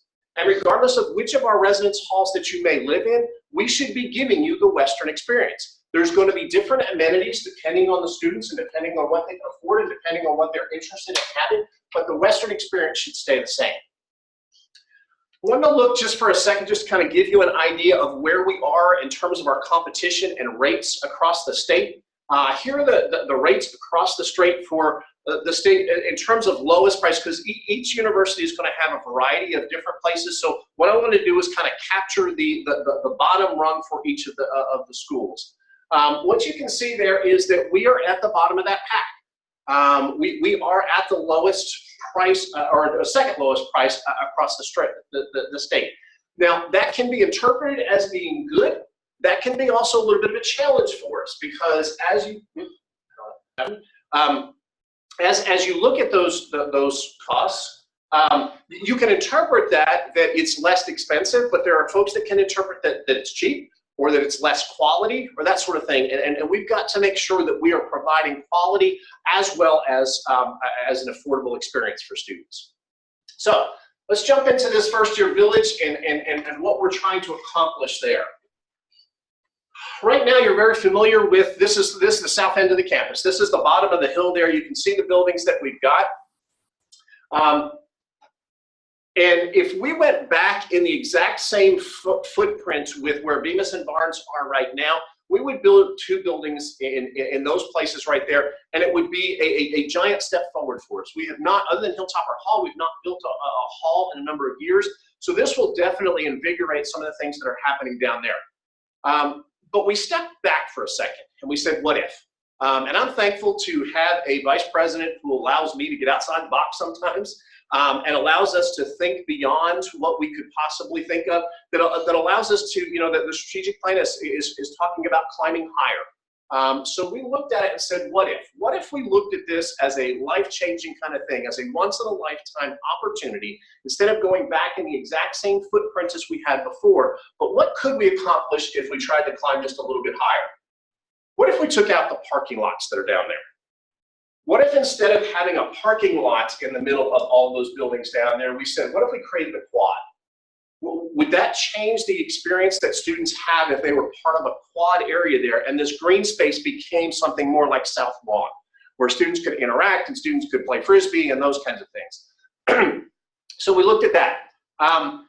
Then we looked at, but what if we didn't go back with the exact same type of building, where it's a square structure that sits right where the other was, but we put these buildings and we wrapped them around this green space.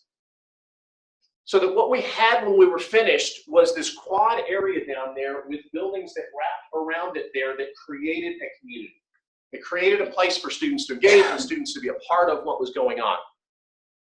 And we looked at what if inside the buildings we decided to do something a little bit different than what we've done before. So what if we created these buildings in this shape right here, and in doing so we created what we call pods. So what if we had 3 pods per floor there that were independent communities that would allow students to be engaged with faculty members and staff members and do educational kinds of things in those individual communities there. And what if it looked kind of like this? So what you see there in the light blue, all of these spaces here that are in this color light blue are our traditional style halls, our traditional style room setup, where they will share the public area restroom, which is here. We've also got single gender or gender neutral restrooms here. They would use those restrooms right there. But then in trying to create some diversity in the housing, we said, let's put a couple of hotel style rooms, which is similar to what we just built in Hilltopper Hall. What if we put a couple of those in there to give some diversity in the housing there, to give some different types of housing all in one space? One of the key things that you see is this large lounge area right here, which is a place for all of them to engage, for them to come together to talk about issues of the day, to talk about their academics, to talk about a variety of different things, to do programming in those spaces. But what it also does in there is it gives us a 25-to-1 ratio with an RA. So as we talk about student engagement and we talk about trying to get students connected to the university and that sort of thing, we've got to have smaller numbers. So this plan allows us to have about a 25-to-1 ratio with the RAs. So a couple of final thoughts just to take away with you as I conclude here. One is that this clearly aligns with the strategic plan. It's exactly what we need to be doing to meet that. It assists us with recruitment and retention. We've got to be able to recruit with the other state schools. You saw what their cost structures are, and I think we can provide an equal or better level of experience than they can at a less expensive price.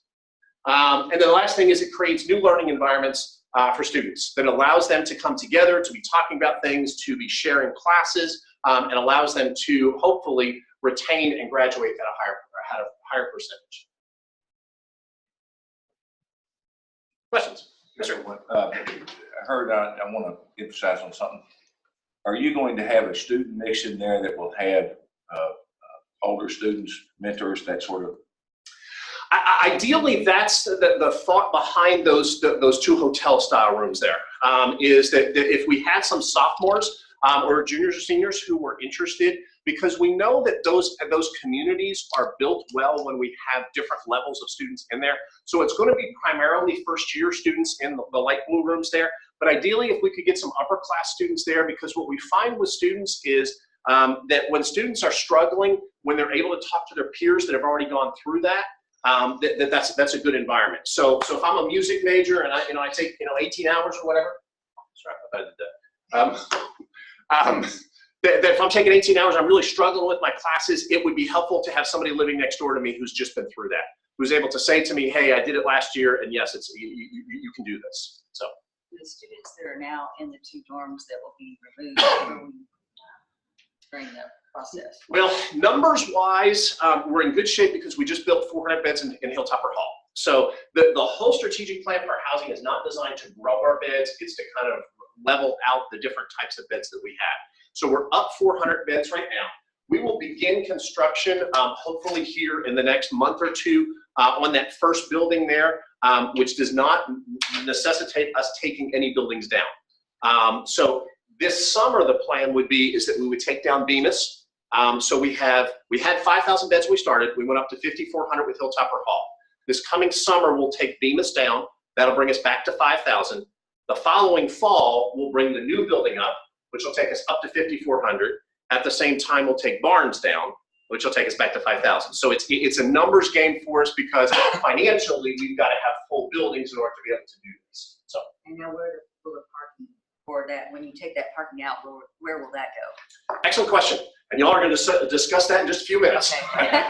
so what's happening, just in a brief overview, and I think that others are going to talk about this, but what we've done is that the Student Life Foundation has purchased land at the top of the hill. What we're going to do is create a parking lot up there, a surface level parking lot that will replace these spaces here. So it'll be kind of a shifting of parking. So right now, the residential parking that's in the middle of that quad right now will move across the street where the commuter parking is. Okay, and then the commuter parking will move to the top of the hill where they want to be parking anyway. So it's actually kind of a win-win-win for everybody. So the Student Life Foundation has purchased the property, and what you all will do later is the land swap, hopefully, with those 2 things to allow that to happen.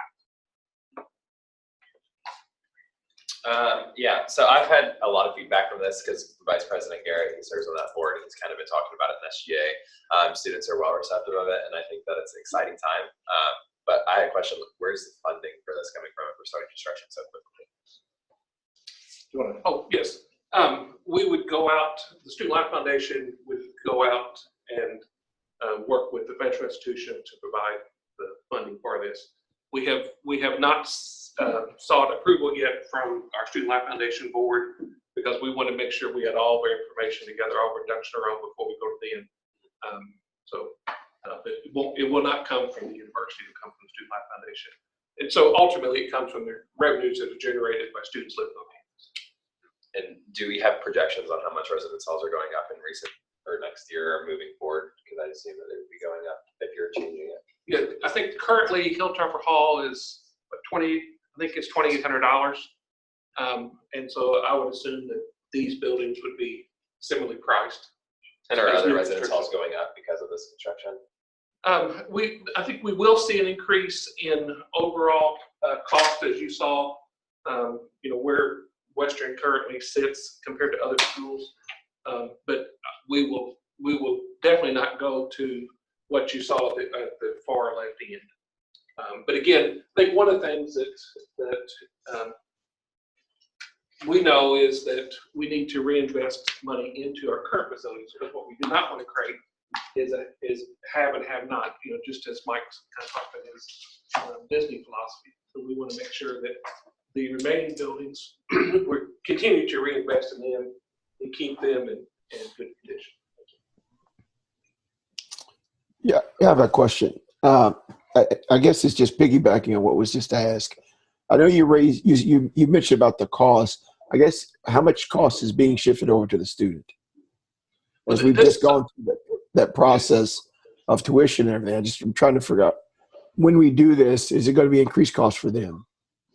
Yes, the Student Life Foundation receives all the revenues that are generated within the residence halls, and then it reimburses the university for its expenses. So yes, I mean, the students will obviously pay more to live in these buildings than what they're currently paying to live in Barnes, Campbell, or Bemis Lawrence.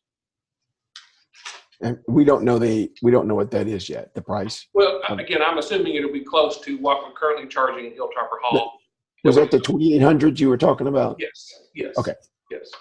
All right. And then I think I shared with Regent Ernst, Mike on his presentation showed what the low end of what housing across state is. I shared with Regent Ernst earlier this week what the high end. And just as you saw, Western was second lowest on the low end. I think if my memory serves me correct, we were second lowest on the high end. And so, again, I think we still be very competitive with other state institutions as students make decisions on what university they want to attend in the state. A follow-up question along those same lines there. So you shared with me that you estimate this construction cost around 50 million, somewhere in that ballpark.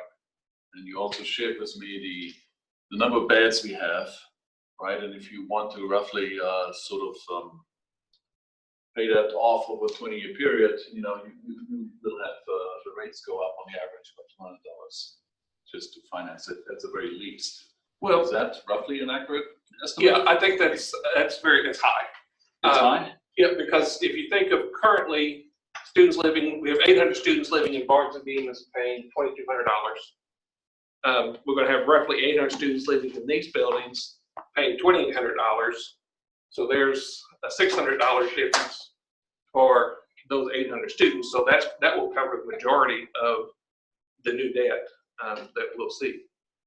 Over how many years? We have not determined that yet.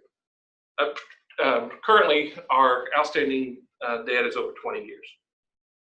So, what we'll do is work with our financial institution and our financial advisors to determine how many years we want to do, also how much cash we want to put into this project. Currently, the Student Life Foundation has over $10 million in its reserve fund for these projects. So they'll determine how much cash they want to put into each project and look at how long they want to amortize it over.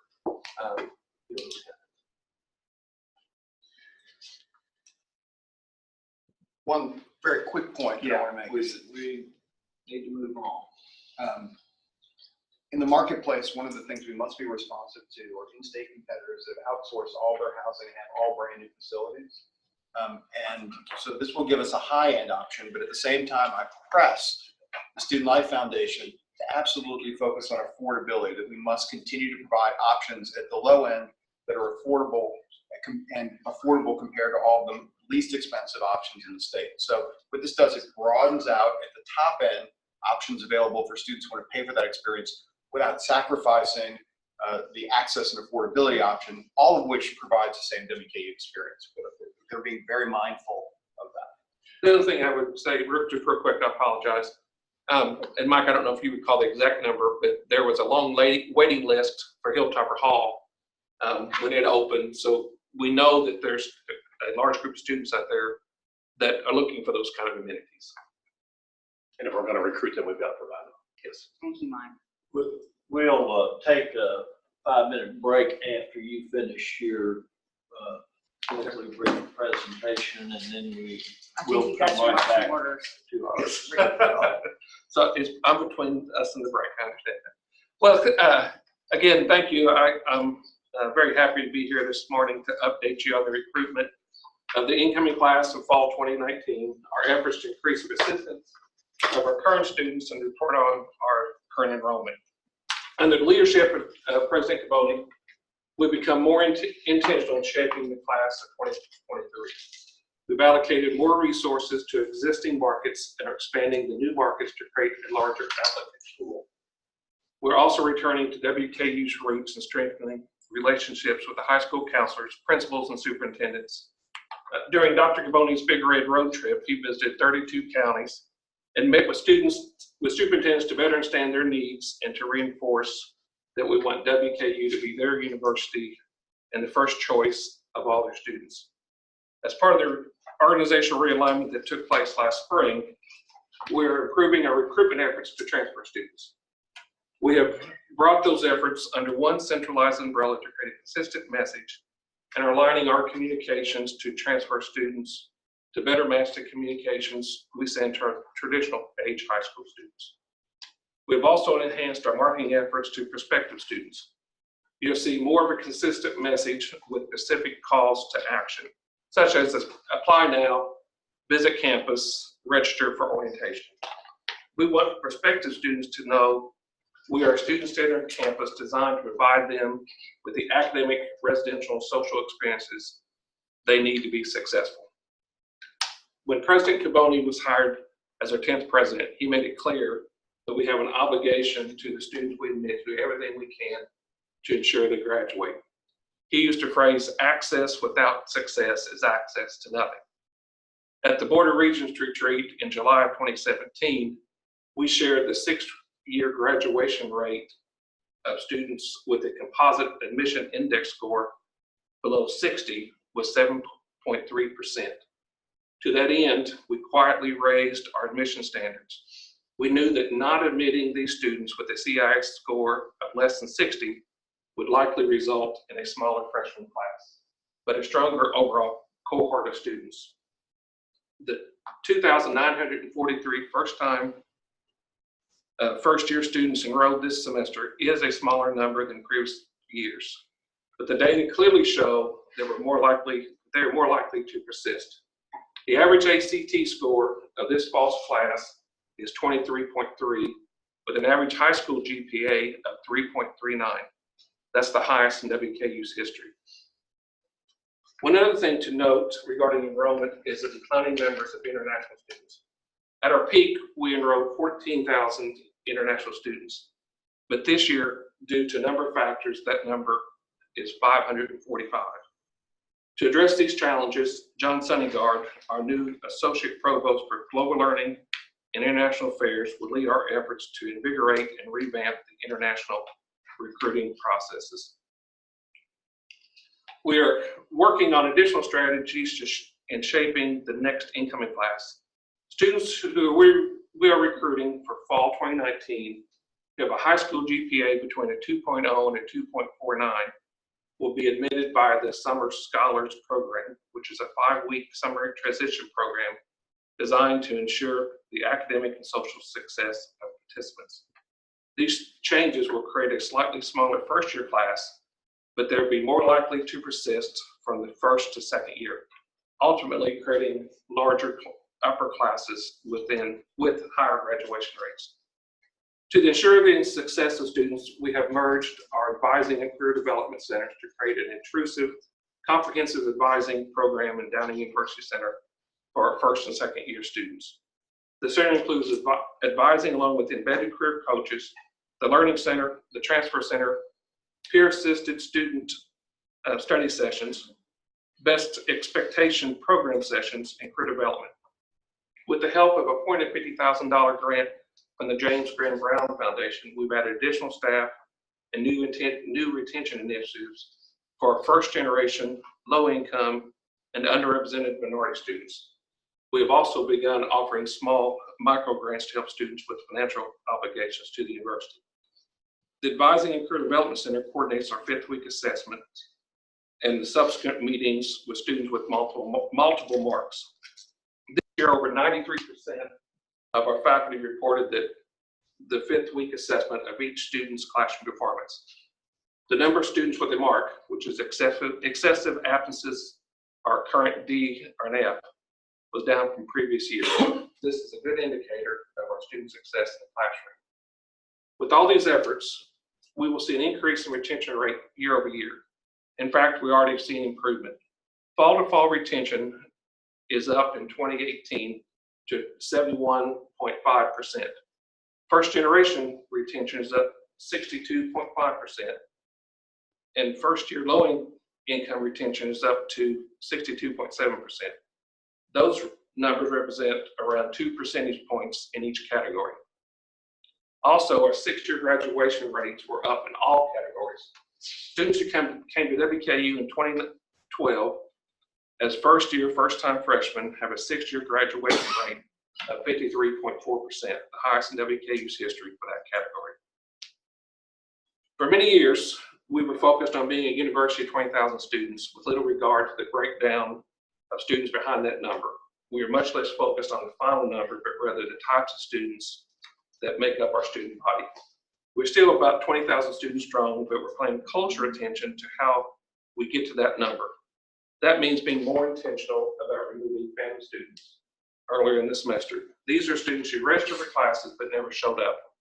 We're working harder to remove these, move them from course rosters, which hurts our enrollment number, but gives us a much more accurate measure of enrollment, where enrollment stands, and will contribute to our retention data fidelity. I'm pleased that we're within 1% of our targeted tuition investments. That means we're getting better at determining the actual amount of revenue that enrollment will generate, and we can budget accordingly rather than budgeting on how many students we hope we'll have. Overall, we've become bolder and more aggressive in our recruiting and retention strategies. We're looking at tuition discounting strategies that we've never used before.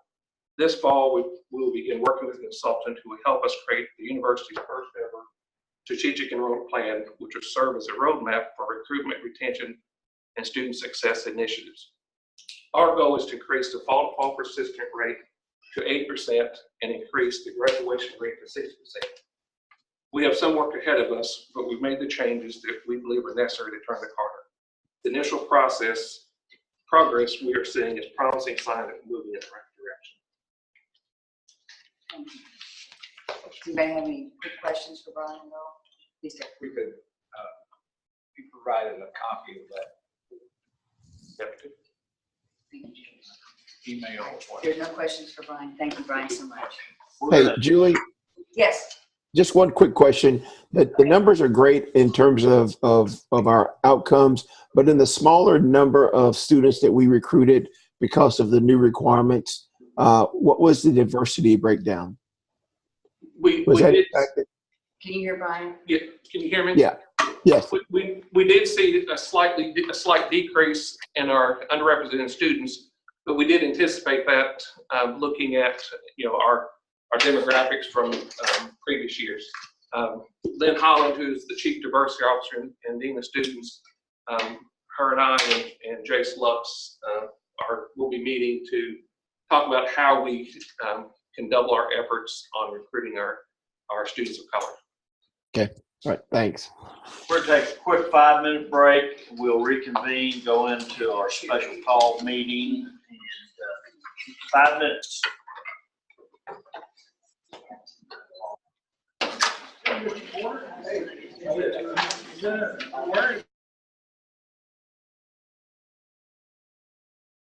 Approval of the property transfer from WKU and the Student Life Foundation. And I'll entertain a motion first. A motion to approve. Second. And a second. Discussion. Regent Vale, glad to have Brian Kuster still here to talk about this issue. You heard that not just is the first year village an important strategy for replacing aging facilities, it's a retention and persistence strategy, as well as a transformative effort on the south end of our campus that continues to push on our competitive advantage at having the prettiest campus and most collegiate campus in the Commonwealth, and I would argue in the region. One of the things this parking swap will do is allow commuter students who really want to park closer to the top of the hill to be more proximate to their classes, and at the same time create an opportunity for green space and student parking to move essentially just across the street from where it is today. So it is a win-win situation in addition to a property transfer. And I'll turn it over to Brian for the details. Thank you. I'm going to put my other hat on, take my VP hat off, and put my Executive Director of Student Life Foundation hat on to talk about this. When the Student Life Foundation first started looking at the first year village and the design of that, we immediately involved Dr. Jennifer Tugas, who's the Director of Parking and Transportation, because we felt like that this could impact parking on the south end of campus. And so we we made a commitment from day one that if we took parking, we'd get parking back. And so we started kind of looking for property. We explored ideas of building a parking deck or whatever the case may be. But we were able to acquire about 3.84 acres on top of the hill. This is Cabell Drive. If you're familiar with Cabell Drive, there's a little dip at the intersection of Park Street, and then this is High Street. So we've been able to acquire about, again, 3.84 acres in this area. And what we're proposing to the university is during a property transfer of this property for the property that we would need on the south end of campus, the Student Life Foundation, can you go to the next one? The Student Life Foundation would pay for all construction for the parking lot and needed improvements along Cabell Drive because we feel like that we'd want to increase the width of that sidewalk, so we'll need to work with the city of Bowling Green to do that. My understanding is that Parking and Transportation would provide a shuttle bus to this location. It really is just a block from campus, actually less walking distance from this lot than the lot that is next to the President's home. I think that's the South Chestnut Street lot. So this is actually a little closer for our commuter students. So the property in the green and yellow is property that Student Life Foundation currently owns. Again, what we're requesting is approval for the university to transfer what's in the red to the Student Life Foundation in exchange for the same amount of property that would be built as a parking lot on Park and High Street. Pretty simple. Steve? This is more of a parking question, but there's 364 spaces in the new parking lot. How many were in the commuter lot down by that parking lot now? I don't recall exactly what's in the I think it's called University Boulevard lot. I don't recall. It's similar in size though to what as it currently appears forward. And again, this is not the final design of the parking. This was just the Student Life Foundation attempt to see how many spaces could we get. We're actually working with ACES, a local engineering firm that Parking and Transportation has used in the past to design this lot to Dr. Tugas's specifications.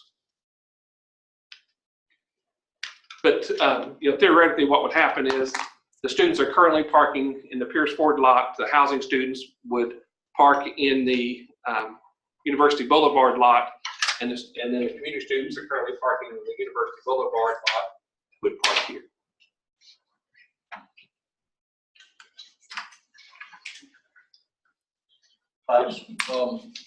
I understand the concept. The thing which sort of concerns me is the following. If we would approve this, then essentially the first year village project could go ahead. And I still don't really know what is the repercussions on residents' life hall fees of that first year village project. And I would feel a lot more comfortable if I actually would know that. As I said before, is I estimated that this does amount to $200 per semester per student who currently lives in a residence hall. And so there are repercussions because our first year students are not local, they're required to stay in a residence hall. And so are we in a position where we can get yet another fee, which is essentially mandatory for students to pay without actually hurting our competitiveness? So I would feel a lot more comfortable if I had information which actually would reassure me that, yeah, we can actually pull this off. There is sufficient demand. There is, this will not hurt us. For the Student Life Foundation to be able to open the first building in August of 2020, we need to break ground soon. To open a building in October or November will not help them they won't really be able to use that building then until the next fall. I understand. So that's why we've asked to have a special call meeting so that the Board of Regents could make a decision so that the Student Life Foundation could move forward. Because you're right, without this property transfer, we'll have to redesign that village. It doesn't mean that we couldn't redesign it in the property that we already own, but we don't think we'll have as good a design that we'd have with this property transfer. But you do not anticipate, for example, that the lower price residence halls would increase their fees because of it? Well, I definitely do not see that they'd increase their fees by $200. I think it's likely that their fees would be increased. Again, because just as we look at the entire, I think it's 1.5 million square feet of residence hall space on campus. Obviously, as costs go up and as these buildings become older, all the buildings were renovated starting in 2000. But some of those now, McLean Hall example, that's 18 years ago. So it's time to start relooking at that again. And that's where the Student Life Foundation in the past has used its surplus funds at the end of each year, reserve funds, to do these kind of renovations. So yeah, I would be lying to you if I said I do not think that the housing rates would go up across the board. I can guarantee you the rates are not going to go up to $200 across the board in buildings that aren't being,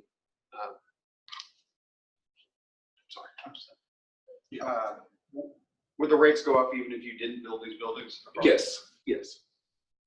And Brian, you mentioned there was a waiting list to get Hilltop Hall, so we do know that there are a group of students that would not mind paying for the higher of the first year village. Yes. They wouldn't mind paying for that room or spending a little bit more money. So the price increase might go to those students if they were in those dorms at $2,200, and these would be more like $2,800. Yes. So, but they would have a choice not to move into that first year village. That's right. The other thing I would share is we had 200 more returning students live on campus this year than we had in the past. Part of that was because of Hilltopper Hall. Not only were students able to move there, but it also opened up spaces in other buildings that have private baths. What the Student Life Foundation is doing in this 10-year master plan is not adding additional beds, it's changing the bed types. And so, I think as you think of their plan forward, this is just part of that plan. Mr. Chair, one of the other things that I wanted to mention, and I think it's important as we think about our pricing strategy. A lot of times we take a look at our sticker price, and we need to help educate ourselves, the board, our community, and our prospective students that while sticker price and cost of housing is one way to look at how much higher education costs, a more effective way to think about that is net cost. And so if you look at total tuition and housing, fees, books, all across the board, minus the discount we're able to give to our students, either through scholarship or need-based aid. While we might look comparable on tuition with the University of Kentucky at about 12,000, Louisville at about 11, and us at about 10, when you look at net tuition, which is all in minus discount, Kentucky is about 19, Louisville is about 17. And we have two other institutions whose net price is more expensive than us, Moorhead and EKU. We're actually 5th in the state. And so I think that that's something we have to press on. And Klaus, you and I have talked about this before. I'm very aware and focused on making sure we stay affordable, particularly for students who need to be able to afford this experience, have access. Right now, we're working hard to get additional funds to them. We will not do something that prices them out of the marketplace. And I'm confident, and I've been very direct with our colleagues at the Student Life Foundation. I do think having more information is absolutely appropriate. And as you all do that work, my expectation is that we'll receive that as an institution. And not to put a Student Life Foundation board member on the spot, a board member is here, but I can tell you that we've had these discussions on affordability in the Student Life Foundation meetings, and they're very concerned about that too. So they're asking the very same questions. Yes. Once we approve this land, transfer, would you be reporting back to the board with first year village updates or for approvals, or does this give the Student Life Foundation full power to just build the first year village without coming back to I mean, I'm very happy to come and give the board updates anytime that they would like. Because the Student Life Foundation is a separate entity from the university, these are decisions that that board will make.